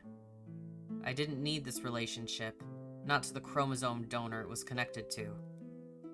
Towa nodded, tracing her finger along the black line. How does cutting the string affect the relationships between people? Cutting it makes people more true to themselves. The feelings disappear? If they were fake. You have few strings, Mana. I liked her voice, and I wanted to hear her call my name more. Was this the second time? I felt a little heat rise to my ears. Is that a good thing? It's a good thing. What about you? How many strings do you have, Towa? I don't know. I can't touch my own strings. She went to the side, bringing out a cushion and placing it on the floor. Returning to me, she led me over and motioned downward. You should sit. I sat. The light in the altar seemed to flicker. Towa took the string between her fingers. She cut. The string broke, a gap appearing as the pieces fell down to the side. It seemed to dissipate into dust before my eyes. Ah. A strong wave of comfort swept over my body. The world seemed to brighten and float, everything becoming terribly pleasant all at once. I felt a presence gazing down at the light. Then, snapping back to reality, I found myself holding on to her shoulders for support. How are you feeling? Her voice reached my ears as a murmur. Good. She smelled soft, and her touch was gentle but reserved, as if she was hesitant to hurt me by accident. Even so, she helped me up. Towa's presence tempered the intensity that had struck me upon the cutting of the string. I couldn't help but wonder, did the stringless god exist? I could tell why people liked this. The rest went by with a blur. Before I knew it, I had returned to my inn. Soaking in the hot springs, I realized that the day went by without thinking much about Mikami Itoa. Now Mikami Itoa was on my mind. She was a pretty person. She had pretty eyes, a pretty voice, pretty hands. Although Toa had said that Mikami Itoa was her older sister, she didn't treat the deceased as such. I poured myself a drink and sipped, feeling the burn down my throat. Comfortably adjusting to lean against the edge of the pool, I lowered myself so that the hot water lapped at my shoulders and soothed away the exhaustion from the day. I was warmed up in and out. Thinking about Toa, I suddenly found my heart skipping a beat. Was it alright to think about another girl while naked in the hot springs? When else would you? I sputtered, nearly drinking in the spring water. I sat up and drank a bit more alcohol. The slightly bitter taste on my tongue distracted me from the heat in my cheeks from neither drink nor hot springs. My string had been cut earlier. Strangely, I no longer felt much toward that person who the string had been connected to. It was as if the unpleasant thoughts were dampened. I couldn't imagine what stringless people felt. As expected, it was creepy. Was Mikami Itoa stringless or missing from her grave? I didn't know. Perhaps looking into the shrine some more could be useful. I refilled my cup a few times. Feeling a bit of alcohol dribble down my chin as I drank, I wondered if I was getting a little tipsy. I let out a sigh, blinking slowly. The sound of water filled my ears. Time seemed so slow, heat filling my bones. With my free hand, I traced over the many, many scars that lined my body. The tissue was still a harsh red, a sign of their recency, and they'd always be rough. Even my heart had a scar over it. As I had the hot springs to myself, no one would see. I didn't want anyone to see. I felt a bit sad because I wouldn't be able to go to many places. We don't need to get drunk. We can just go to bed. I was drunk. Definitely drunk. What am I doing? My expression reflected on the rippling water seemed to question myself. Who was this person supposed to be, Mana? Bringing my head to my face, I covered my eyes. No one would see me right now. My hand was warm right now because of the water. I forced myself out of the hot springs, extra careful not to trip. I made to go to bed and slept. No dreams. I woke up to a headache and my hair a mess from sleeping with it wet. Bringing my hand to my temple, I rubbed against the pain with my fingers that had already become cold. The discomfort was no worse than usual. Unmotivated to head outside, I lounged on the tatami. After a few minutes of nothingness, I found myself getting bored and stood up to get my bag. I pulled out my laptop, set it onto the table, and resumed research on the Mikami family. Using just the right query terms, I dug up an old article from the nearby high school that mentioned Mikami Itoa and her mother's name. I followed that thread, finding that the mother died a long time ago, over 22 years ago. Yeah, over 22 years? That doesn't make any sense if they all had the same mother, because the twins are 22. So, that wouldn't make any sense. The timeline isn't matching up. Then I hit a number of dead ends. News of Mikami Itoa seems to have disappeared off the internet after high school over a decade ago until her obituary. In this day and age, there were still people who stayed off the web to this extent. I closed the laptop, putting it away, and began heading out to the shrine. Keeper had given me an offer yesterday to learn more about the shrine. Would looking into the stringless god help me understand what happened to Mikami Itoa? Or would it reveal the truth about the strings that I'd always seen? As I finished climbing up the stairs, I bumped into the blindfold girl. Her name was Shiki. Hello, detective. Good morning. Shiki did a circle around me and hopped back. My sister cut a string for you yesterday, didn't she? Yes, did she tell you? That's a secret. Would you like me to mend the string? You can do that? Remembering the way the string appeared to disappear, I brought a hand to my chin to imagine how she would mend something cut. Only for recently cut ones done by other people. So, what do you say? Honestly, yeah, I don't like the idea, even like the negative strings and stuff. I don't like the idea of like cutting off your emotions and stuff. Like, it has bad vibes. I don't like it. And I might as well experience it. Except, I slowly nodded, seeing as I had a string cut yesterday, I found little harm in having it mended. Sure. Ah, will your sister be upset if you do? That's thoughtful of you, detective. It's okay. She'll know it was me. She danced around my question. I didn't want to add to their sister's conflict. She reached out to the air before me, taking 2 pieces of invisible string in her fingers. Miming the action of moving them close together and tying, she mended it. With a pop, a string appeared before my eyes. A delicate butterfly knot tied it together, and as it swayed in the air, it unraveled the knot on its own, revealing a repaired dark line. Mending felt like nothing. I thought about the person again. I didn't like them, he who this string was attached to. So that's it. That's it. This should be a black string. You can see it? I can't see, but I just know. She waved her hands before her blindfold and made a shh gesture with one finger in front of her lips. Then Toa walked over, coming out of the shrine building. Mana, Shiki. Good morning. I came here because I wanted to talk with you, but I suddenly don't know what to say. Is it about what we were talking about yesterday? I know I can't change your mind. You won't be able to change mine, either. Just don't get into trouble, alright? That's my line. Maybe. Cutting strings. That's what you choose to do. Detective, don't get her involved in anything either, alright? Or else I'll be upset.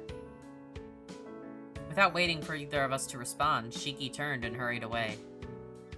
Toa made a half a step after Shiki, stopping and almost reaching for her watch, before shaking her head with a sigh.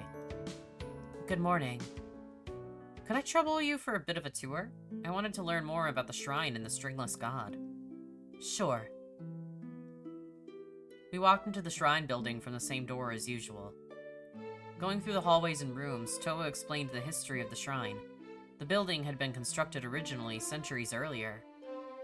However, when she was very young, the entire land was renovated.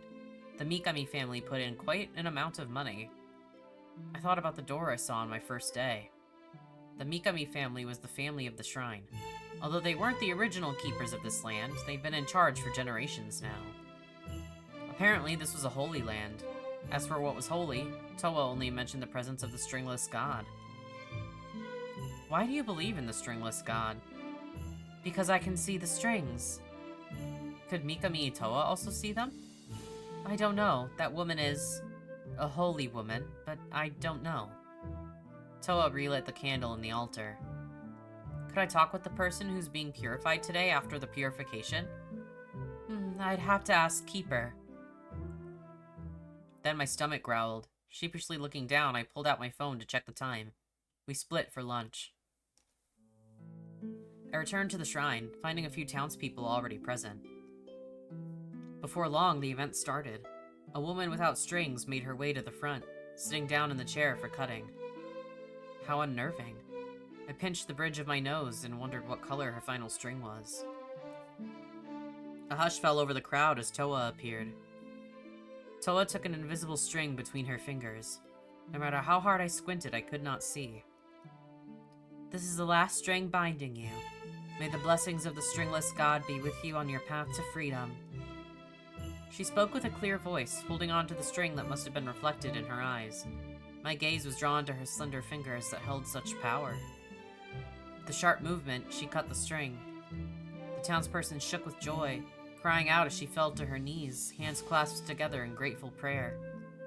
She is pure. After applauding at her words, the crowd soon fell silent into prayer. Ah. A tap on my shoulder jolted me out of my daze.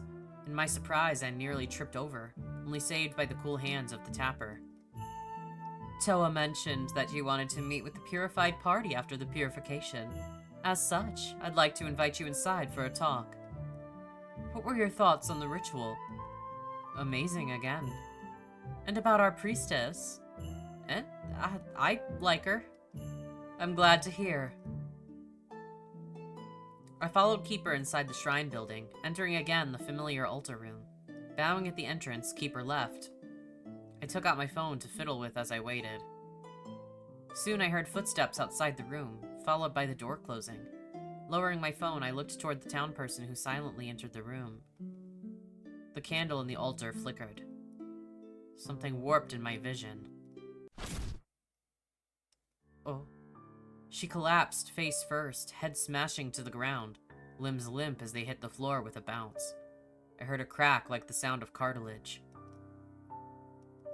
The air thickened, becoming like syrup as I tried to process the sight before me. What? I dropped my phone in panic, hearing the impact of the case on the ground, yet not hearing it. Hurriedly shaking my head, I rushed over to check if she was all right. The woman made no sounds. I rolled her over, forcing my hands under her, and searched for breathing or a pulse. I found neither. She was dead? I had to do something. I had to do something. Was this a stroke? A heart attack? Some other issue that could cause a person to drop dead? No, I wasn't a doctor. I couldn't do anything. I stumbled backward, tripping as I grabbed my phone from the floor. I tried to unlock the device to call emergency services with shaky hands. Vertigo overtook my body, causing my phone to drop again. I reached for it only for a sharp wave of nausea to pierce through my gut. Buzzing filled my ears, and forced my twitching hands over them to block the noise. I heaved, but nothing came out. For a fraction of a second, I heard an angel. Then something began to change about the woman prone to the floor. Her body twitched, convulsing at the chest once, twice, thrice. She seemed to rise to her feet.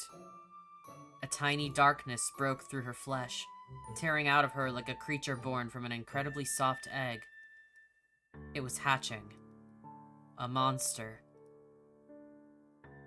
A dripping darkness crawled out from its egg and was born. You're very special, Shirasagi-mana. All went black. What the fuck? I just want to know more. I love the design of, like, the monster things that come out of people. When I opened my eyes, I was outside, standing amidst the townspeople mingling. I was halfway through eating a cookie as I recoiled from what I remembered seeing. As such, the cookie went down my throat the wrong way, sending me into a mild coughing fit. Oh, hello? Because can other people not see that? Toa, who was standing beside me, gently patted my back and handed me some water. Are you alright? Did we say something surprising? Monster in woman. You've always had a good sense of humor. Maybe that joke was just too good. Noise. I knew that the monster said words, but it was just noise in my ears. My skull seemed to buzz, and I gripped my hands tightly to not block my ears. I do see it looks like strings, too. So if they cut all the strings, it's like these monsters kind of like take their place and grow out of them and like puppet them, it seems? Yes, just a little. My left eye twitched. So I assume it's because of her two different colored eyes. Like she can see a string with her golden eye, and then her, was it a blue eye, the other one? Her other eye maybe can see these monsters. The person purified yesterday was talking with a monster. The monster, black and red, tearing out of a human body, was standing amidst people like nothing was wrong. It had claws and teeth and terrible eyes, but no one seemed to see. Drip, drip, drip. Monster, human, monster, human. There were monsters and humans standing together in this circle. Was I going mad? Reality. No, this was reality. I trusted in my eyes, which saw the black strings of hatred. Not one of these monsters had strings of human emotion. They only had red that dripped from their bodies connecting to their human hosts. If I hadn't had much more horrifying matters to worry about, I'd be unnerved by the stringlessness. My chest ached and my heartbeat became irregular. I took a deep breath, and seeing the conversation come to a lull, posed a question. Do you believe in monsters? No, there's no such thing as monsters. Buzzing. The terrible buzzing assaulted my ears with dripping. My brain was going to leak out of the holes with skin and cartilage. I couldn't think clearly anymore. Luckily, the gathering soon came to a close. I hurriedly made to leave, surprising even myself with the pace of my legs. Just walking away made it easier to breathe. Fresh, cool air touching my lungs made me realize how dense with wrongness the atmosphere had been for me. I heard footsteps behind me and turned around. What is it? I wanted to invite you for dinner.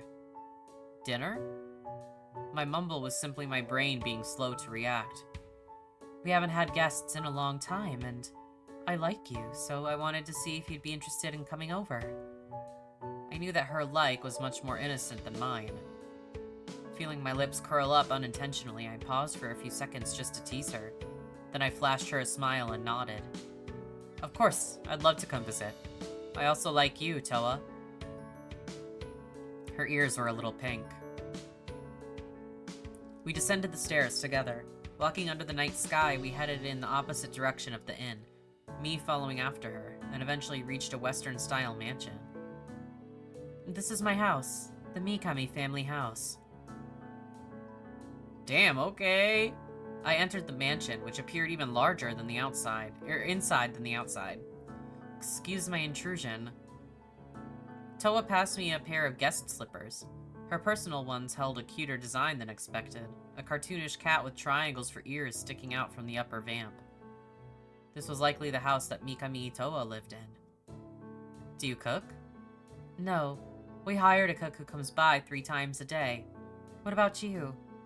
I cook now and then, although I'm not great at it. I mostly make fast meals. If I'm particularly busy with work, I end up going with convenience store bentos and onigiri and the like. There's not much skill involved in putting rice in a rice cooker, but I'm pretty decent at washing rice.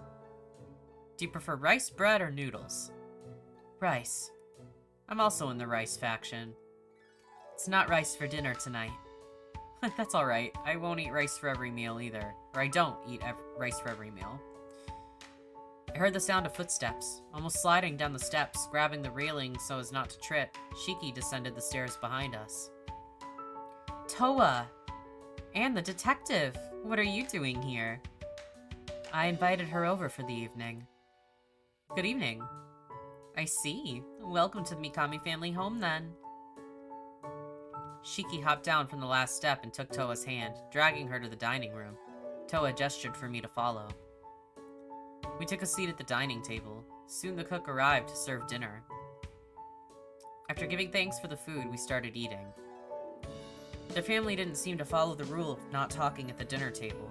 They had no stern father or cold mother to command them in this room.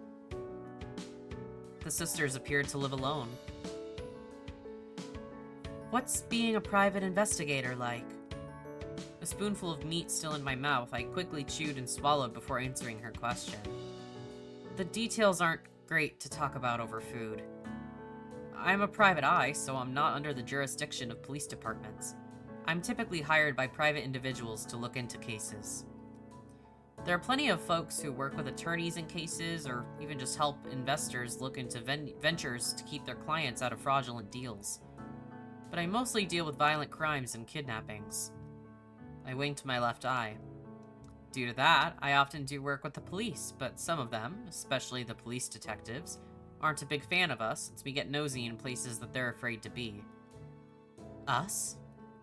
I'm in charge of my own office now, but I used to work with a partner. The whole thing used to be led and owned by her. I stirred my plate with the spoon. Are you interested in detectiving? It's always good to have another set of eyes on the team if I could steal you from here. Thank you, but I'll just take over the family business and continue serving the stringless god. Not much else, I suppose. Shiki?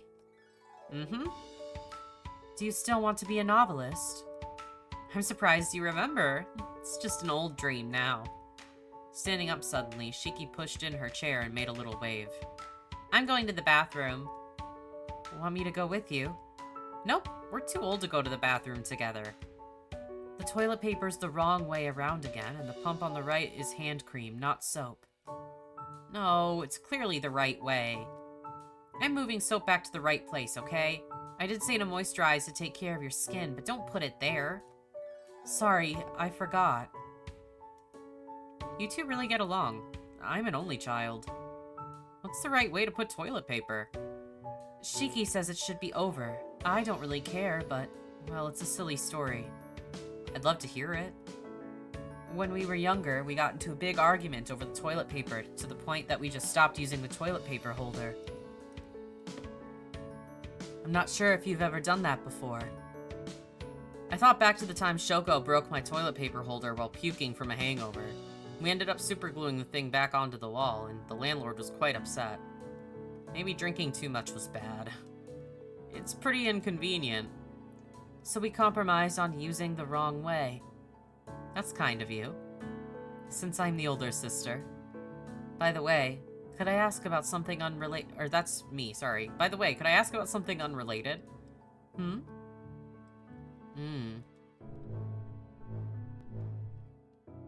I am curious about the blindness. Was your sister always blind? Immediately after the words left my mouth, I regretted my question. Wasn't that too sensitive a question to ask? I slapped my hand over my face and quickly shook my head, watching as Toa looked down at the table, her long lashes covering the emotion in her golden eyes. No, never mind. Sorry for asking. No. She lifted her head. She used to be able to see. We're identical twins, so the color of her eyes is the same. And there wasn't any reason for her to be born without eyesight. Shiki had prettiest eyes because they were always shining. She's someone who gives me hope. Not like the stringless god's hope for freedom and salvation, but something warmer that only family can give you. It's my fault that she can't see anymore. She was punished. By who? The stringless god, and I won't trouble you with this information. No, I'm sorry for asking. You're actually quite a kind person even though you're nosy. I get that feeling from your strings. You're investigating Mikami Itoa, aren't you? Mikami Itoa is dead. However, you don't believe it to be so simple. Why are you investigating that woman? Questioning reflected back to me. Mikami Itoa. Remembering the photo in my pocket, I took it out and passed it over to Toa. I'm searching for the truth about Mikami Itoa for this person's sake. My mentor, Shoko. I mentioned that I had a partner, didn't I? She's the other figure in that photograph. She's dead now. Shoko grew up in this town. She moved to Tato for work, so I don't know if you've ever met her. She's a bit older than both of us, a bit younger than Mikami Itoa.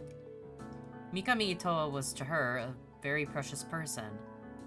I'm the only one who can do this for her, so before I die, I wanted to seek out the details about Mikami Itoa. Toa slid the photo back to me. I picked it up and looked at Mikami Itoa's cold face. Holding the photo in juxtaposition to Toa made me see a stark resemblance between them.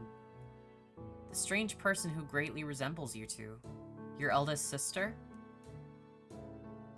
Shoko. I wonder if I knew her. Mikami Itoa once had a close friend, but Shiki and I didn't know her well. Just that there was a person who that woman would talk to. The only external person she would talk to.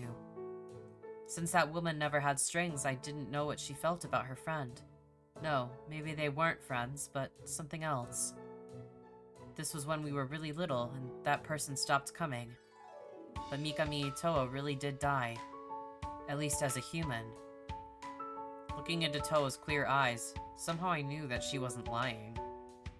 I see. Are we gonna glaze past that she said she died but as a human?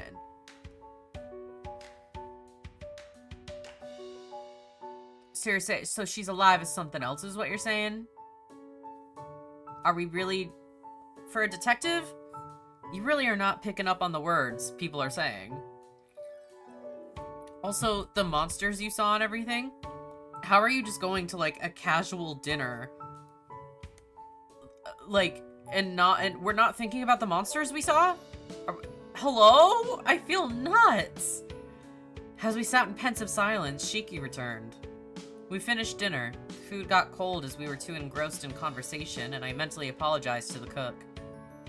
Looking outside, I found the sky pitch black. I could walk back, but I wondered if I could find a taxi out here at this time of night. Would you like to stay over? I stopped to think for a few seconds before nodding. Thank you, if it won't be too much trouble. We have a lot of guest rooms. Pulling out my phone, I called the innkeeper to let her know that I wouldn't be there for the evening. Then I turned back to Toa. Afterward, Toa showed me around the house. Walking through the long hallways and up the many stairs, I realized how much I appreciated the simplicity of a 1LDK? I don't know what that is. For one, my apartment had elevators. After a quick tour, Toa led me to a guest room. Actually, I thought the Mikami family would have more of a Japanese-style compound. Since the shrine is Japanese-style. Ah, this is a little like a sleepover. Yawn. I haven't really stayed over at someone else's place my age before. I supposed I was already too old for sleepovers. While Shoko and I had pulled plenty of all-nighters and stayed over at each other's places, I hadn't been much of a social animal as a child. I haven't either. Then I have to return the favor one day and invite you over. I'll look forward to it. Then she also let out a yawn. I suddenly had the thought, it'd be nice for her to smile and be happy. Good night. Good night. Toa left the room. Plugging my phone into the wall with a borrowed charger, I went to the bathroom to clean up and change into similarly borrowed pajamas. I rolled into bed and closed my eyes. Sleep came quickly. In the middle of the night, I jolted up in bed and gasped. Grasping at my chest, feeling the rough texture under the cloth, I couldn't remember what woke me up. I checked the time. I hadn't slept very long at all, but those two probably were in the realm of dreams.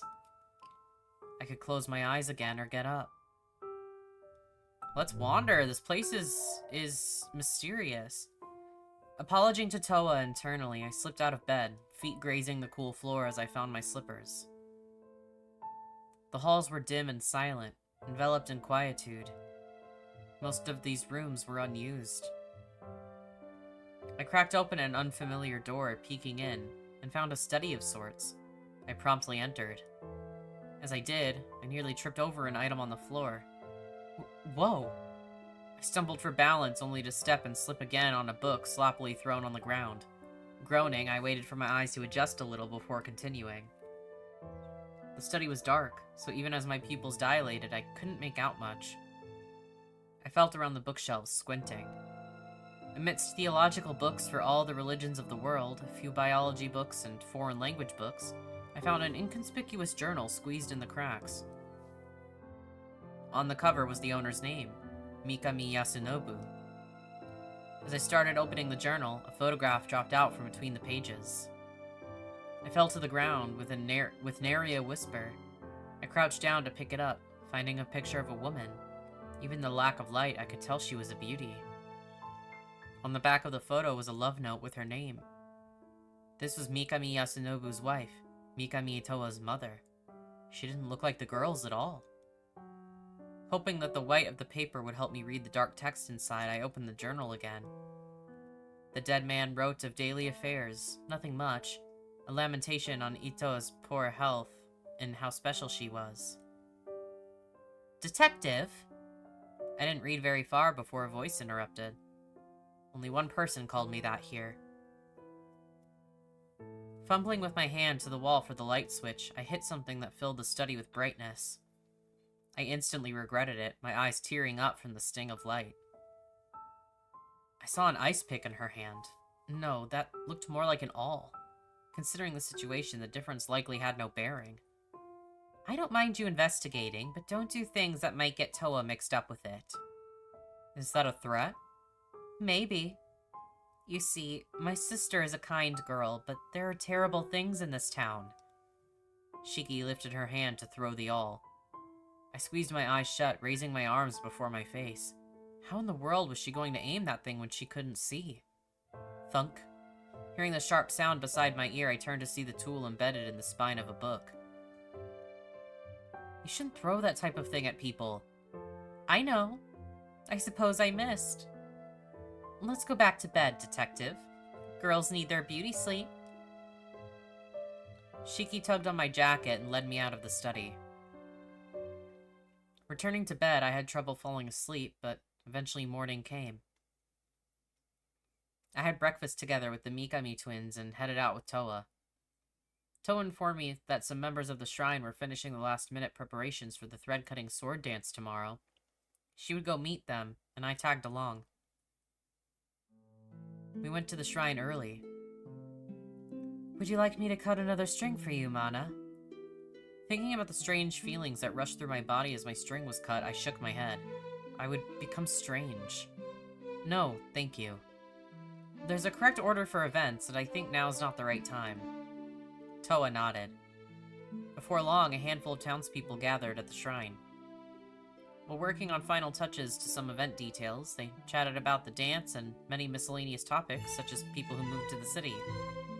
An older townsperson called out to a group off to the side. Oh my god.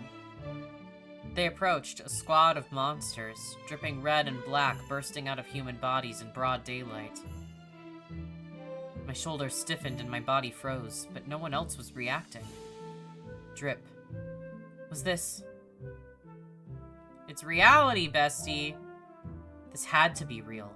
I wasn't such an insecure person that I doubt the eyes that I built my livelihood upon. What a terrible thought. How was I supposed to deal with monsters that only I could see? Well, Keeper can see them, that's for damn sure. I know this. Keeper, with her light hair, stood out among the crowd as the only human. Yet she, like the others, had no strings. I'm glad to see you're so interested in the shrine. Sorry for intruding. No, no, no. We're very happy to have you here. Please, visit and spend as much time as you'd like to at the shrine. Have you ever thought about becoming a priestess? Perhaps exploring the unknowns of not just the human world, but also beyond. Your eyes are also special. They're wonderful. Everyone paused to stare at me, at my left eye, even Toa. The monsters seemed to squint at it, glancing toward Keeper as if to ascertain her words' meanings. Their many, many red eyes and teeth pointed toward me. Our guest does have a golden eye. Maybe that's a blessing from the stringless god. Ha! If we can convince you to stay around, we'll be able to have two-person dance again, or even three. Really is a shame about our other priestess. The monsters buzzed. Isn't that a big statement, even as a joke? If Keeper says so, then everyone should be fine with it. Our priestess also likes you. I looked toward Keeper beseechingly, only to get a chuckle. I'm not joking. Please do think of it. The group chattered, buzzing and dripping, intermingling with human speech in a cacophony of sounds that filled my ears. I couldn't understand any of it. Keeper clapped, interrupting the noise. Now then, we've chatted long enough. Let's not bother the two girls and continue the last of the preparations. It's either going to be a long day or a short day. We'll let the priestess practice before the dance. Keeper passed over a long wrapped object in her hand to Toa, and then made a low wave. Bowing, Keeper led the others away. Left behind were only Toa and me. She unwrapped the long item, placing the cloth covering to the ground, revealing a hard, dark object. A Japanese sword. With one smooth stroke, she unsheathed it, revealing shining metal. Is that a real sword? Yes. I reached out my right index finger to touch the blade. It's sharp. Don't touch it, Mana. She stopped my hand with hers, wrapping her soft, slender fingers around mine, and gently pushing my arm down. Toa looked handsome holding a sword. My heart responded to that thought, my ears suddenly getting warm. Will you dance for me? Do you want to see? Yes. She nodded and took a large step back, making space between me and her. This isn't making sense to me because literally like almost all of my choices, except for maybe like one at the very beginning, were all centered around Shiki. So why does it feel like I'm going down the path for Toa?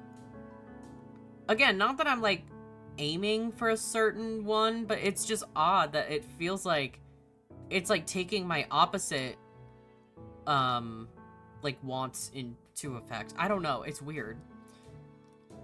Toa closed her eyes and raised the blade to cut an invisible something in the air, drawing an arc of light with the blade. After sweeping her arm to the side, she danced around an imaginary stage. The air seems to ripple, sparkling with infinite and shining colors. The light trailed after her like fairies wanting to be seen by her pretty eyes. Her cutting movements came with not one hint of violence. Flying around the stage with soft footsteps, Toa showed me a dance of graceful swordplay. All invisible things were cut with a radiant blade. She glowed. If the world ever extinguished this light, then the world was wrong. Transient, the dance ended as soon as it started. Toa slowed her movements, raising the sword to the sky as if offering light, and lowered the blade, sheathing it. Toa walked toward me again. This dance should be for two people. Ever since Shiki's, we modified it. What does the other half look like? She took my hands into her own. It should be like this. And led me. I stumbled into the steps of the choreography. We spun and danced across the imaginary stage with the sheathed sword nested between her and my hand. She looked me in the eye, her smiling making my heartbeat quicken. She and I cut invisible strings with a sword that could not cut, a sheath that was not sharp, yet our movements still glittered like droplets under the sunlight. I saw imprints of strings. The strings of the world, colors that made me abruptly think, this world was beautiful. Had this world always been so wonderful? I didn't know when we finished. If only I had the chance to see both priestesses perform. Afterward, Toa practiced some more. I lost track of time.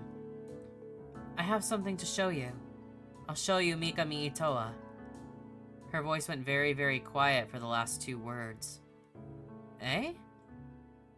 Without saying another word, she led me around to the door I saw on my very first day. I had completely forgotten about it, at that time unable to uncover its secrets.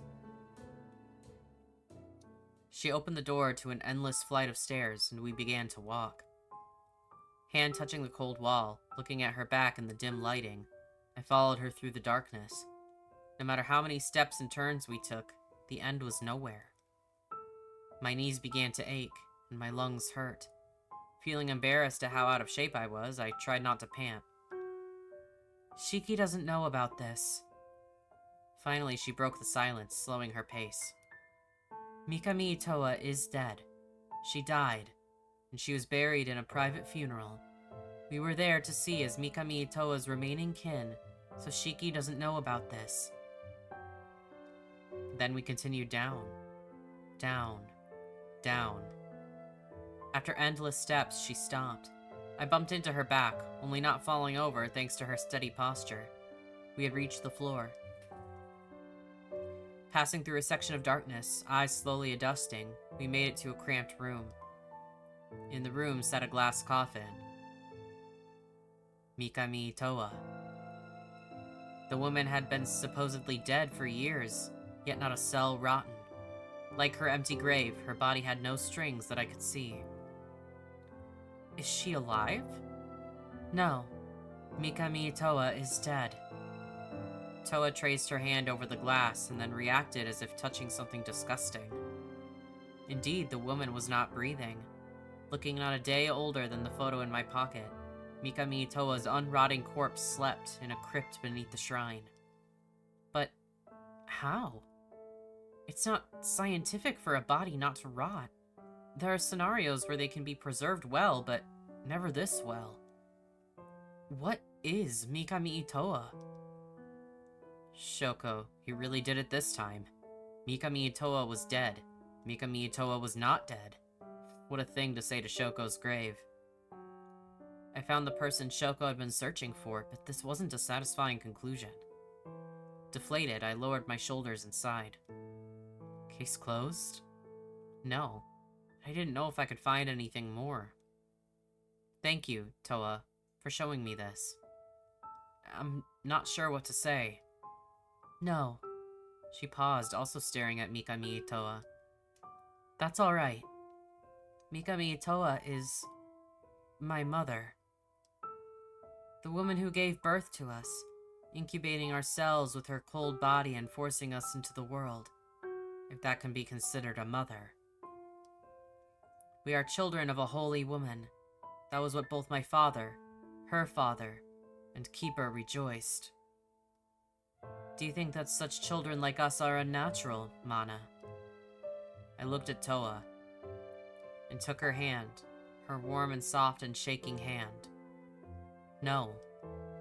You're a perfectly normal human being, not anything more strange than me or anyone else. If we're talking about unnatural, shouldn't it be something more absurd, like Susanoo, Amaterasu, and Tsukiyomi? Or the Greeks born from foam and foreheads? That popular savior figure in the certain Abrahamic religion was also born in an unusual way. A pretty girl out of a sleeping beauty isn't so bad. You're prettier than her, though. If you're trying to cheer me up with flattery, it's working. It's not flattery, just the truth. Toa let me poke around the small room for a while with the restriction on opening the coffin. I found no explanations for the sleeping dead woman. With nothing else I could do here, we made to leave. Okay, so I understand that she's their mother. This makes sense because they look like her. But did they say incest? Because they said her father, my father. Hey. What? Hey, are we not reacting to that? We're not gonna talk about that at all? I'm really only more confused. I'm full of confusion, I fear. No elevator in sight, we trudged all the way back up the stairs. I never wanted to lift my feet back and forth again. I see you visited the crypt. I apologize. No, our special guest is welcome to see our holy woman. It wasn't the first time I tried! Fucking stabbed me the first time! I don't know who, but I'm putting my money on the keeper. The time for salvation is nigh. The dead will return, and everyone will become free with the greatest blessing of the stringless god. I'm happy you can get closer to all of us, Shirasagi Mana. We would love for you to become part of this grand ritual of shining light. A third priestess. I had no idea what Keeper was talking about. Yet a part of me believed in what she was saying, that a stringless god existed and it could be worshipped. What exactly was salvation? After all, these strings must have meaning. I'm afraid I'm just a tourist. My invitation is always open. Have a good evening, the two of you. Tomorrow will be a good day. I followed Toa inside the shrine to the altar room where she lit a candle and prayed. You should come over and have a few drinks with me. Sure. Do you drink often? She shook her head. After exiting the shrine building, we walked together to the inn and bought some alcohol, a few bottles of soju of various flavors. The innkeeper greeted us when we entered the inn. Then we promptly made it to my room. Letting Toa take a seat, I set out our spoils. I asked her to choose a bottle. She pointed at random to a bottle of peach soju, so I cracked it open and poured her a cup. She poured me a cup as well. Cheers! Cheers. What for, exactly? A case closed? I just wanted to get closer to you, Toa. I also want to get closer to you, Mana. We drank, chit-chatting about random topics. I noticed at times she would simply raise the cup to her lips and sip as if she didn't have anything in particular to say. How do you like the flavor? It's like alcoholic juice. Does it really have 25% alcohol content? Maybe it's a little similar to shochu. I like it. It's a relatively sweet type of alcohol, especially the flavored ones. I'm partial toward it since it's easy to drink with other people. Umeshu and shochu are nice too. I'm not a big fan of beer. I don't like barley tea too much either. Do you have a favorite drink? I don't know. I don't drink enough to know. I've only had the type that you can find with kanji scribbled all over the bottles. Even though your house is like that? We cracked open another bottle, this time the flavor yogurt. It's pretty popular to mix this with Yakult and soda. Why mix? Because it tastes good? Sipping the yogurt-flavored soju, she leaned on my shoulder and gazed at my face with a mysterious expression. Yummy? Mm-hmm. I wondered how she would react to whiskey. The first time I tried that mysterious golden drink, my tongue felt like it was on cold fire. Compared to soju, which went down like water, that drink packed a punch. Apparently I made a funny face that Shoko wished she'd recorded. Are you drunk? No, I'm not drunk. Toa buried her face in my shoulder and then peeked at me again. Somehow she seemed upset that I was still looking at her. Making a few mumbling sounds, she eventually lifted her head. Do I seem like an older sister? Why? I'm a few minutes older, so I'm the older sister, but I can't protect Shiki ever. I'm so bad at it. I just keep messing things up. I want to give up. I just want her to be happy. I don't want to be left alone. Our mother's not human and our father was just in name only. Oh, just in name only. Okay. Oh my god. Okay. Okay. That eased some of my complaints from before. Okay. I don't think she wants to be protected by you. But I want to protect her.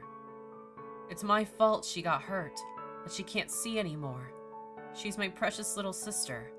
I don't want her to be held down by fake strings. I want her to also be saved, but what if she's right? What if it doesn't matter and I'm choosing the wrong choice? Because even if we're not free, we can still be sisters. Is Shiki happy? Do you think she hates me? No, there's no black string between you two. Should I trust you? But I like you, so I'll trust you. Don't betray my trust, Mana. Toa tugged on my jacket sleeve and narrowed her watery eyes. Or else I'll puke on you. Whoa, whoa, whoa. Just kidding. Don't hate me. I would never. I like you very, very much, Toa. I like when you call my name. Wobbling back and forth, Toa leaned on me again. She closed her eyes, placing her head on my shoulder, a cute pink dusting her cheeks. A slight guilt pierced my heart at making this girl drunk. I hadn't realized that her tolerance was so low. I ignored the Shoko in my head telling me that we were both alcoholics. I was perfectly normal since I didn't go around puking in other people's toilets. I lightly shook Toa's shoulder. I ascertained that she seemed alright. Teary golden eyes gazed toward me, shaking as she nodded slowly. Do you want some water? I got up, gently removing her hands that she had wrapped around my arm. After pouring her a cup of warm water, I returned to my seat beside her. I held up the cup to her lips to help her drink. After having some water, Toa closed her eyes and cuddled against my shoulder again. Somehow I managed to get her into a futon. She'd catch a cold if she fell asleep on me. I was such a cold person that I'd seep away her warmth. Brushing her hair out of her face, I pulled the covers over her body. Good night. She was really cute. I noticed that her expression appeared much more relaxed as she slept, breathing softly. She must have been thinking a lot. Was Toa happy? I decided to go to bed as well. More comfortable than usual, I closed my eyes. Sleep came quickly. In the end, I woke up in the middle of the night. I headed to the bathroom and took a quick shower. Feeling hot water run past the rough marks across my skin, I saw Frankenstein's monster reflected in the shower glass. I wiped myself off and started putting on a change of clothes. Underwear first, then shirt. I preferred that order of dressing. With my shirt partway on my shoulders, hands wiggling through the sleeves, I heard a sound. The door cracked open, letting the bathroom light filter out to the room. Toa groggily peeked inside. I clutched my shirt over myself, knowing that it wouldn't hide anything. All these scars were in plain view, ugly and red. Get out. My voice escaped my mouth more harshly than intended. Jolting in surprise, she quickly closed the door. I didn't know what sort of me was reflected in those clear golden eyes of hers at that moment. I promptly got dressed and exited the bathroom to find Toa. Mana, I'm sorry you had to see that. I should apologize for forgetting to knock. No, it's all right. I traced over the various scars hidden underneath my clothes, fingers trembling as they felt texture not like shirt over smooth skin. It's dirty, so you should just forget it. You probably didn't expect to see something so ugly underneath here. It's probably disappointing. She shook her head and stared me in the eyes. Mana, you're beautiful. You have beautiful, shining eyes. The girl with beautiful eyes said to me. The next day came and passed by in a blur. In the evening, I visited the location of the thread-cutting sword dance. Groups of townspeople had already arrived and were still coming. I stood somewhere in the middle of the crowd, everyone looking with anticipation toward a finely constructed wooden stage. Strings crisscrossed across my whole vision, connecting the many, many people here. The entire town seemed to have come to watch. Soon, Toa appeared on the stage. Toa began to dance, holding a sword in her hand. She swept the sword through the air, not too fast, not too slow, as if offering light to a god. The air crackled with infinite colors, leaving everyone enraptured. All chatter disappeared. I could take out my phone to record, but I didn't want to gaze at this scene through a camera. My eyes, mismatched and strange, were fixed on her figure. She danced across the stage, graceful steps making not a sound even in the silence of the crowd's bated breath. With that sharp blade, she cut invisible strings. She was like a fairy and sparkled. To think that such a beautiful person with such beautiful movements existed in this world. I liked her very, very much. Not just her outside, but also her heart. Then I saw them. Although strings hung taut in the air, a nearby section of the crowd had nothing but monsters whose many, many eyes gazed at Toa. Hey, you who are looking at this scene right now, the dripping black and red, the empty space with no emotion, this unknown that made my heart scream in fear. Did monsters really exist in this world? Yes, I believe it! This was reality. What do you feel about her performance? Shiki's voice interrupted my unease at the monsters. Noticing my body move as I turned to look at her, she quickly tugged on my jacket, pointing to her sister on stage. Toa danced, sword in hand, light upon her body shining. Beautiful. She's beautiful. That's a given. Her movements gradually slowed as if she were offering her radiance to the sky. Her eyes seemed to meet mine, warm like the sun even in the night. My chest ached with reluctance for the dance's ending. The crowd applauded vigorously. I clapped and wondered if Toa would even be able to notice the sounds of my hands. I wanted this moment, the night lit by her, to last forever. From the way that my heart fluttered, I knew that my ears must have been quite red. You really like my sister. You see, you're kind of obvious, detective. Shiki reached out to the air, fingers running along an invisible line, as Toa on the stage exited the performance section to the hidden back. Taking the end of my jacket's self-belt in her hand, Shiki led me away from the crowd. Toa, congratulations! Shiki, Mana, it was a wonderful performance. You were really pretty. Thank you. So you came to watch. Let's go together. At her cue, we headed to the shrine. Entering the building, we arrived at a familiar room with an altar. Toa struck the match, lit the candle, and prayed. Perhaps even the flames were excited for her wondrous performance as they flickered more than usual tonight, bringing about a haze in the room. My right eye stung for a moment. Bringing a hand to rub it, I wondered if the candle's vapor had penetrated into the blue. What type of candle is this? A sense of deja vu washed over me. Just as soon as the haze appeared, it disappeared, leaving but a whiff of sweetness on my nose. The candle is just a symbol of light. It's not a special candle? A symbol of light means that it's any random wax candle that can be lit. The matches are also normal matches. Sorry to disappoint, detective. No, I was just curious. I blinked away the last of the fog in my eyes. And then I saw strings. The myriad of colors burned themselves into the world, connecting people just like the black strings of hate, thin and thick. They gave me a slight headache even as I noticed a special string between me and Toa.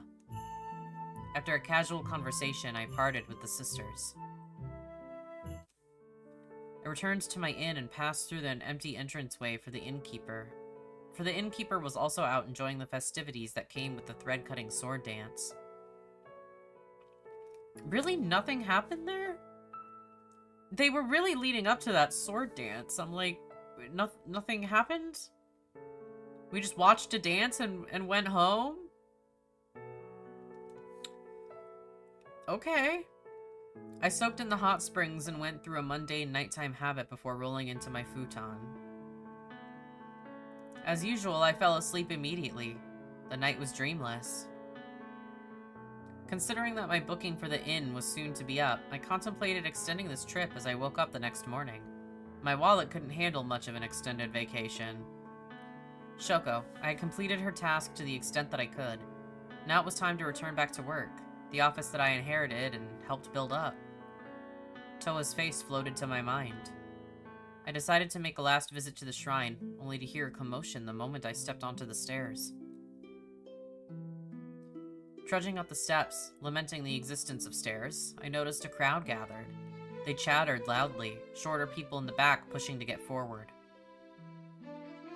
I looked to the front and saw Keeper along with 3 very similar people. Oh damn, so she really did come back, but her eyes are red. I don't know about all that. I looked to the front and saw Keeper along with 3 very— oh, I already read that. Mikami Toa. Stringless. The dead woman was standing, breathing, alive beside Toa and Shiki. From the distance, her unnatural eyes met mine, filling my lungs with cold. Keeper's voice leaked through my ears as she made a grand proclamation to the gathered townspeople. The time for salvation is here. Our holy woman has returned to us, brought back from the dead.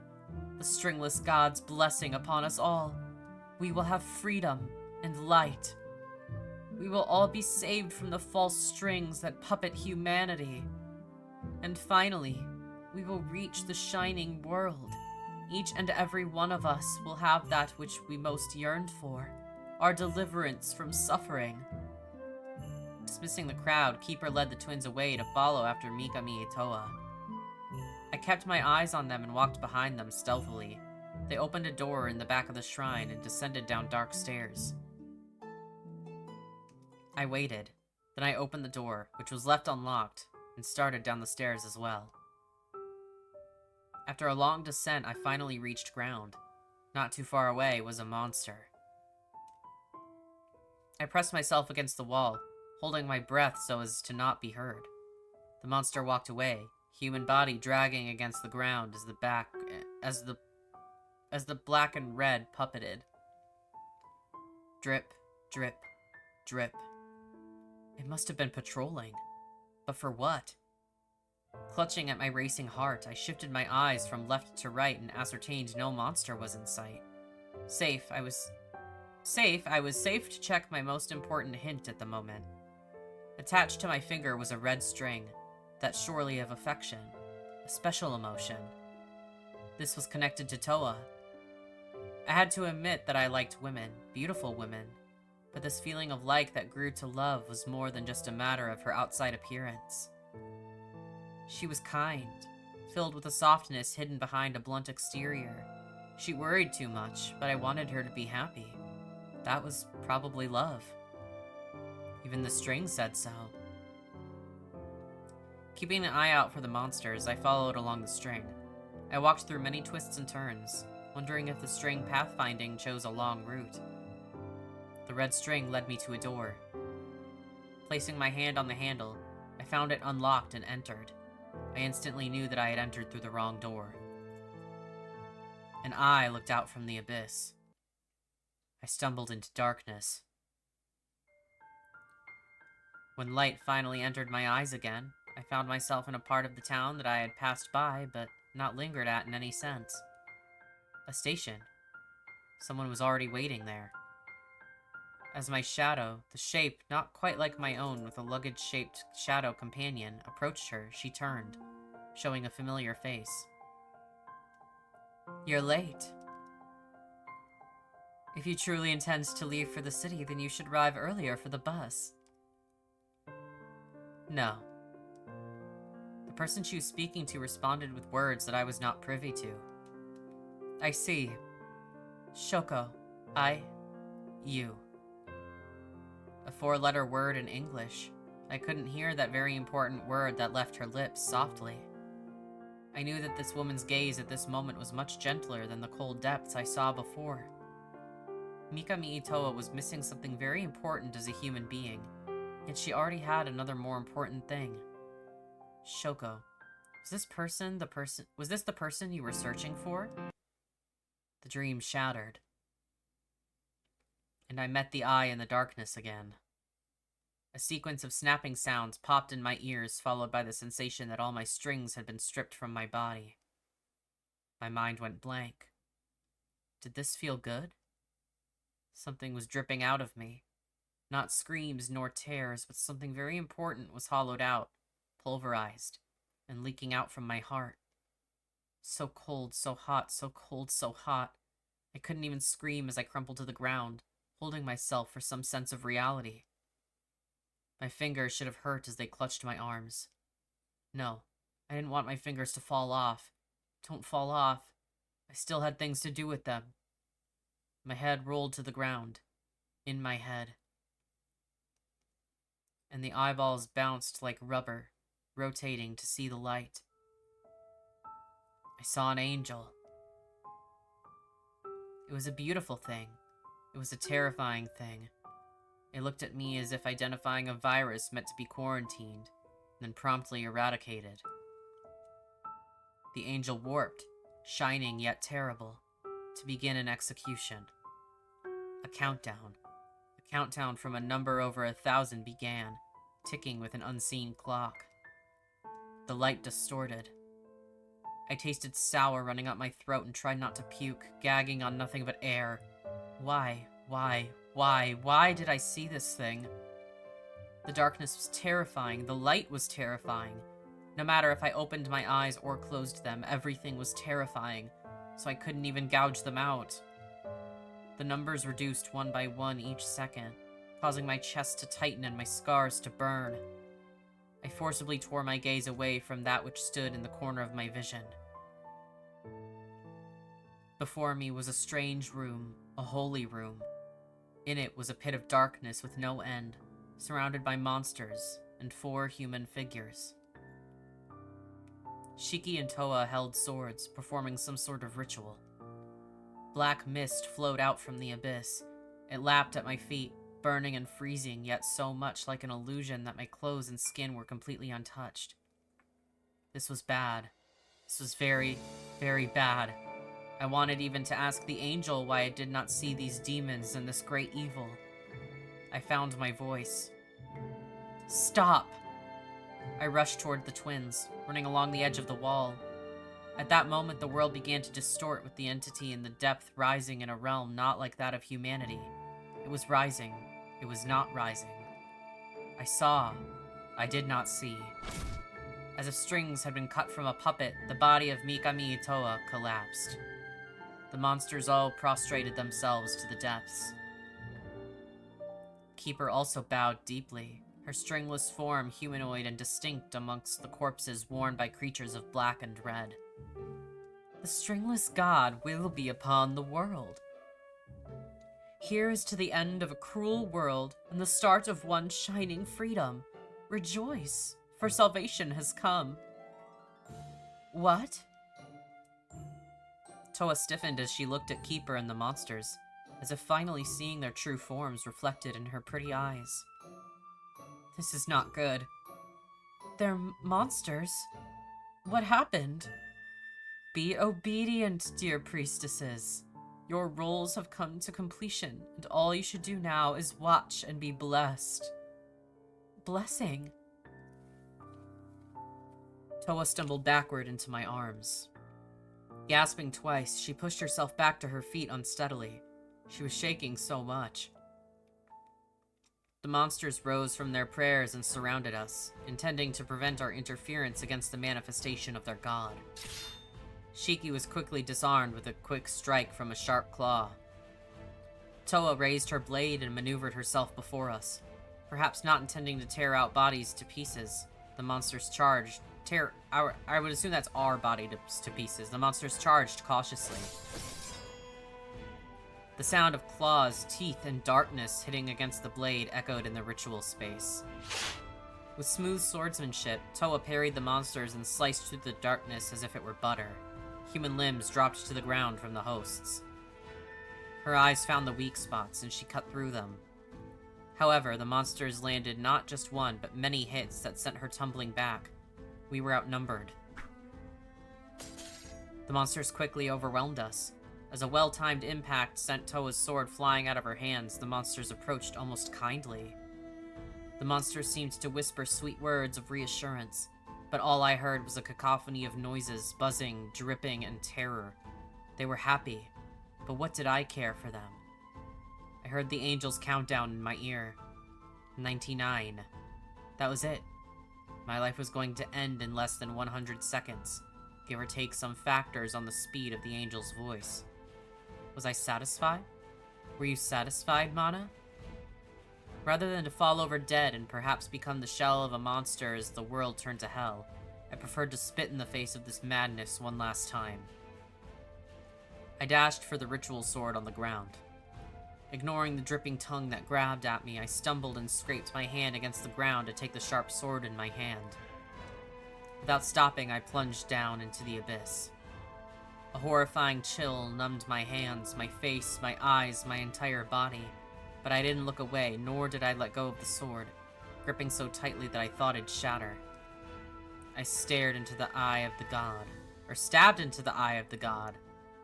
Even though I was only human, even though this god was still in another dimension, gazing at it with these human eyes I was born with, I stabbed with all my might. This was our world.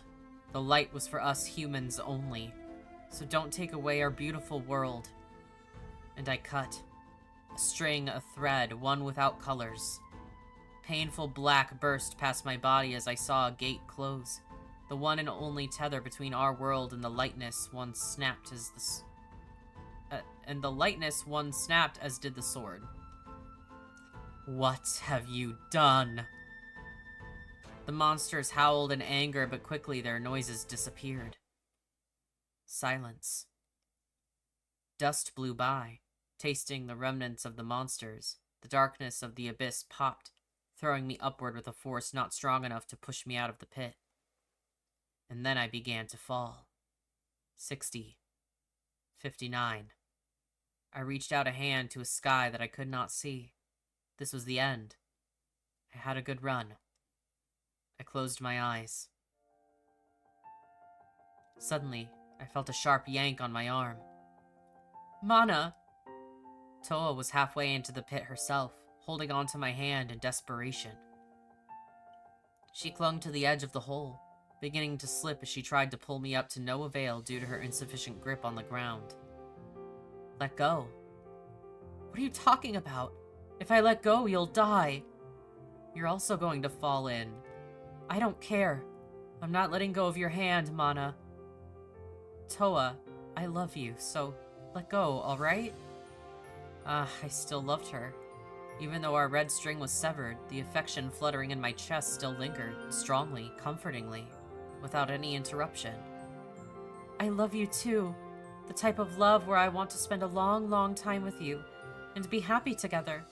Do lots and lots of interesting things together. I barely even gotten to know all the sides of you, but you already stole my heart. So, I don't want you to die. I felt myself drawn upward a hand length. Looking toward Toa, I noticed Shiki had also grabbed onto her sister's waist, pulling us as not to let her fall. She has no strings. They're gone now. Probably because of that, I'll die soon anyways. The world doesn't accept people without strings. And maybe I'll even become a monster. That's why you should just let go. Hey, did we forget that we have a twin that can mend strings, or what? And they were, like, literally just severed. That's the rule. She could just mend the strings. That's her thing. No. Shiki? My sister doesn't want to let go, so I'm not letting go either. I think I killed your god? No. I don't need the stringless god. I don't need to be a priestess. I just want to be surrounded by people I love and to be happy. No more arguments. We're pulling you up. Then before my eyes, a string of life formed, attached to my body. Shimmering motes of light gathered and became a line, a thread, a string long and tangible.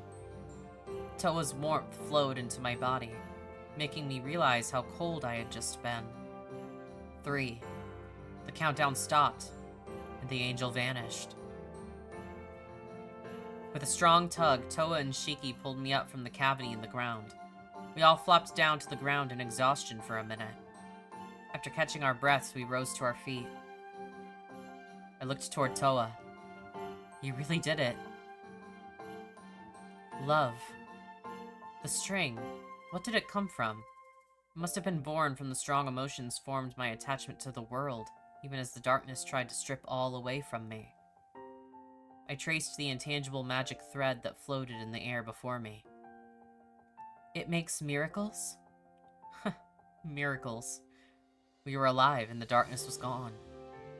Realization suddenly hit that we had confessed our affections for each other. Heat rose to my cheeks. I love you. I love you too.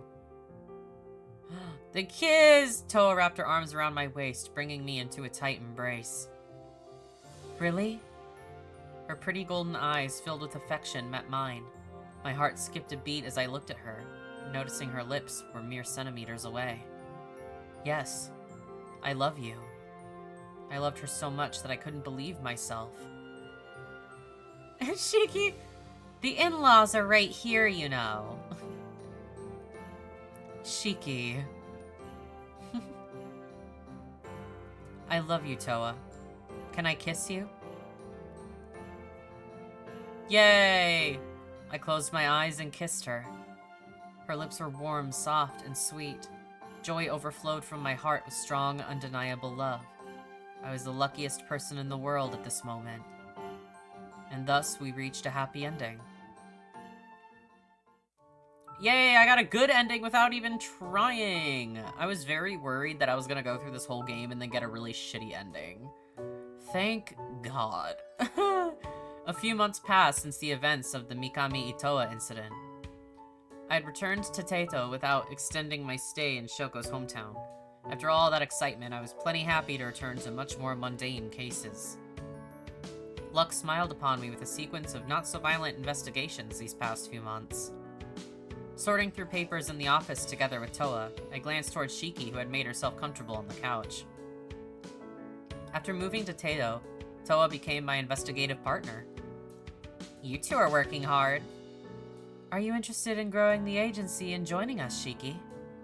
And interrupt you two lovebirds? Nope, no thank you. I pity the other people here, especially if they're single. It's not that bad, is it? No more kissing in the office. Ah, that did happen. Wait, no one told me about that story. What story? I'm being bullied! An alarm trilled in Shiki's pocket, prompting her to get up. Giving us a little twirl, she brought a hand up to the air to explain. I have a meeting with an editor from that S publishing company about the entry I submitted to their short story competition. I'll be heading off, but I'll get that story out of you two later. Will you be alright alone? No need to worry so much about me. I'm already more used to getting around Teito than you are. See you later. With a delicate wave, Shiki hopped out the door. Thus, the two of us were left alone with the papers. Sorting and filing, we chatted about the little parts of our daily lives, like our dinner plans. Ever since we moved together, we'd started learning how to cook. The first attempt at a candlelit dinner went disastrously, in one part because of a burnt steak and the other because candles simply were not a good choice of item. Nevertheless, we've been improving on our cooking. Spending time together with her, doing the little things together with her. I was happy, content. These were the days that I wanted to continue forever. We would slowly change and grow, but I wanted to walk with her for a long lifetime. We're going to the aquarium next weekend? She nodded. I'm looking forward to seeing the penguins with you. Me too. Let's go to lots and lots of places together and see lots and lots of wonderful things. Knock, knock. A client had phoned in for an appointment yesterday regarding a case. By the hands of the clock, it looked like they were just on time. Come in. What would tomorrow look like? I glanced at Toa, my partner in many precious ways. Although I trained my face for the client, I couldn't help but smile in my heart. Surely something kind with her. Gotten Toa End 2. One would probably be like a bad ending, I would assume, right? Probably. So that was Lachesis, Atropos. I still don't know if I'm for sure saying that right, but it's at least close. I have mixed feelings, truthfully. When it said horror and it showed some of the art and screenshots and stuff, I was expecting a lot more horror. The build, like, it's not a long visual novel by any means, but the build-up was so long comparatively to how much horror there was. Like, I guess you can't not call it a horror visual novel, but it's like, it's on the verge of not being horror really at all. So, I don't know, I'm a little disappointed that there weren't more horror elements, that it wasn't chock full of horror stuff. Like, I liked the horror when it was there. Like, the body horror stuff of, like, the monsters coming out of people and, like, I liked that stuff. And I love the concept of it being, like, this local god that they're trying to, like, resurrect and make the world, you know, like the Keeper and stuff. Like, the Keeper doesn't have a lot of information going on, but maybe that's revealed more in other endings, so I'll cut that some slack for sure. But at least for this ending. And also, yeah, it seemed like Shoko and, I literally said her name about 5 billion times, and now I can't remember it. Mikami Itoa. They were, like, in love with each other, but I guess nothing really came of that, because Shoko died, and Itoa was down in the crypt for years, 20-something years. And also, I think the switching up of tones and stuff was just a little unnatural. Like, you'd see a monster and be like, oh, I feel fucking sick, this is a horrible, horrible monster. And then 2 seconds later, it's like, I'm soaking in the hot springs. Like, what? Are we not gonna talk about what we just saw? Are we not more shaken up? I kept choosing the reality option too. Like, I'm not like, this is not an illusion. This is real. And for some reason, Mana is just like, eh. I'm a little more concerned about having a good vacation. Like, okay. Right. Okay, sure. Sure, girl. I'm very glad that I got a happy ending. I'm very happy with the ending that I got, for sure. I love that she decided, you know, after all that, I'm not gonna be a priestess, I'm gonna join your business and we're gonna be little investigator girl bosses. Love that. And that Shiki did get to live her dream of, you know, being a writer and stuff. That's really awesome. Like, good happy ending for all three of them. I love that. What happened to Keeper? Hey, don't ask questions. Because I don't know the answer. No idea what happened to Keeper. What was Keeper? Because Keeper had no strings either. I don't know what Keeper was. So I just have a lot of unanswered questions for this ending. And again, it could be in some other endings where some of my questions are answered, so, like, that is what it is. But I think just the pacing is a little odd. The writing is pretty okay. I don't mind the writing at all. The art's really great. And again, I really love the concept. I just wish it was more horror. Like, even this menu screen. Like, this looks like it should be way more of a horror game. but it has barely a sprinkling of horror. I'm like, what's in the extras? Clotho end. What does that mean? What does that mean? And then I got, there's like, yeah, you can die a lot in this game. There's 6 dead ends. Toa end 1. Yeah, so you have 2 endings with each. Again, I'd assume, like, one's a good ending and one's a bad ending. Look at that. Like, the art's beautiful. I love how they look. Keeper of the Shrine, a body that has already been removed of all strings but still maintains human form, even to Mana's eyes. It's hard to say who she is. So we're just, okay. So we just don't know. A missing dead woman, yearned for by Shoko. She is the one whom Mana is searching for. What mysteries are hidden within her body? We didn't really figure that out either. She just kind of showed up and then collapsed, and there it is. Are they implying that, like, the stringless god was in her body, but then in the abyss there was like a gate that it was coming through, like the gate between worlds? So that wouldn't really make sense either. She's a younger twin. She's the string mender who has abandoned her role, but to what extent? Yeah. I don't know why she couldn't have just mended the strings. I mean, obviously, like, we got a string in the end anyway.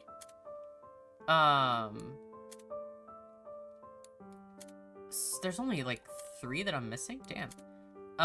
But yeah, we got a string anyway, so it wasn't, like, a life or death at that point. But, like, why couldn't she have just been like, we'll fucking pull you up and I'll mend your strings? Let's go! I don't know why that wasn't...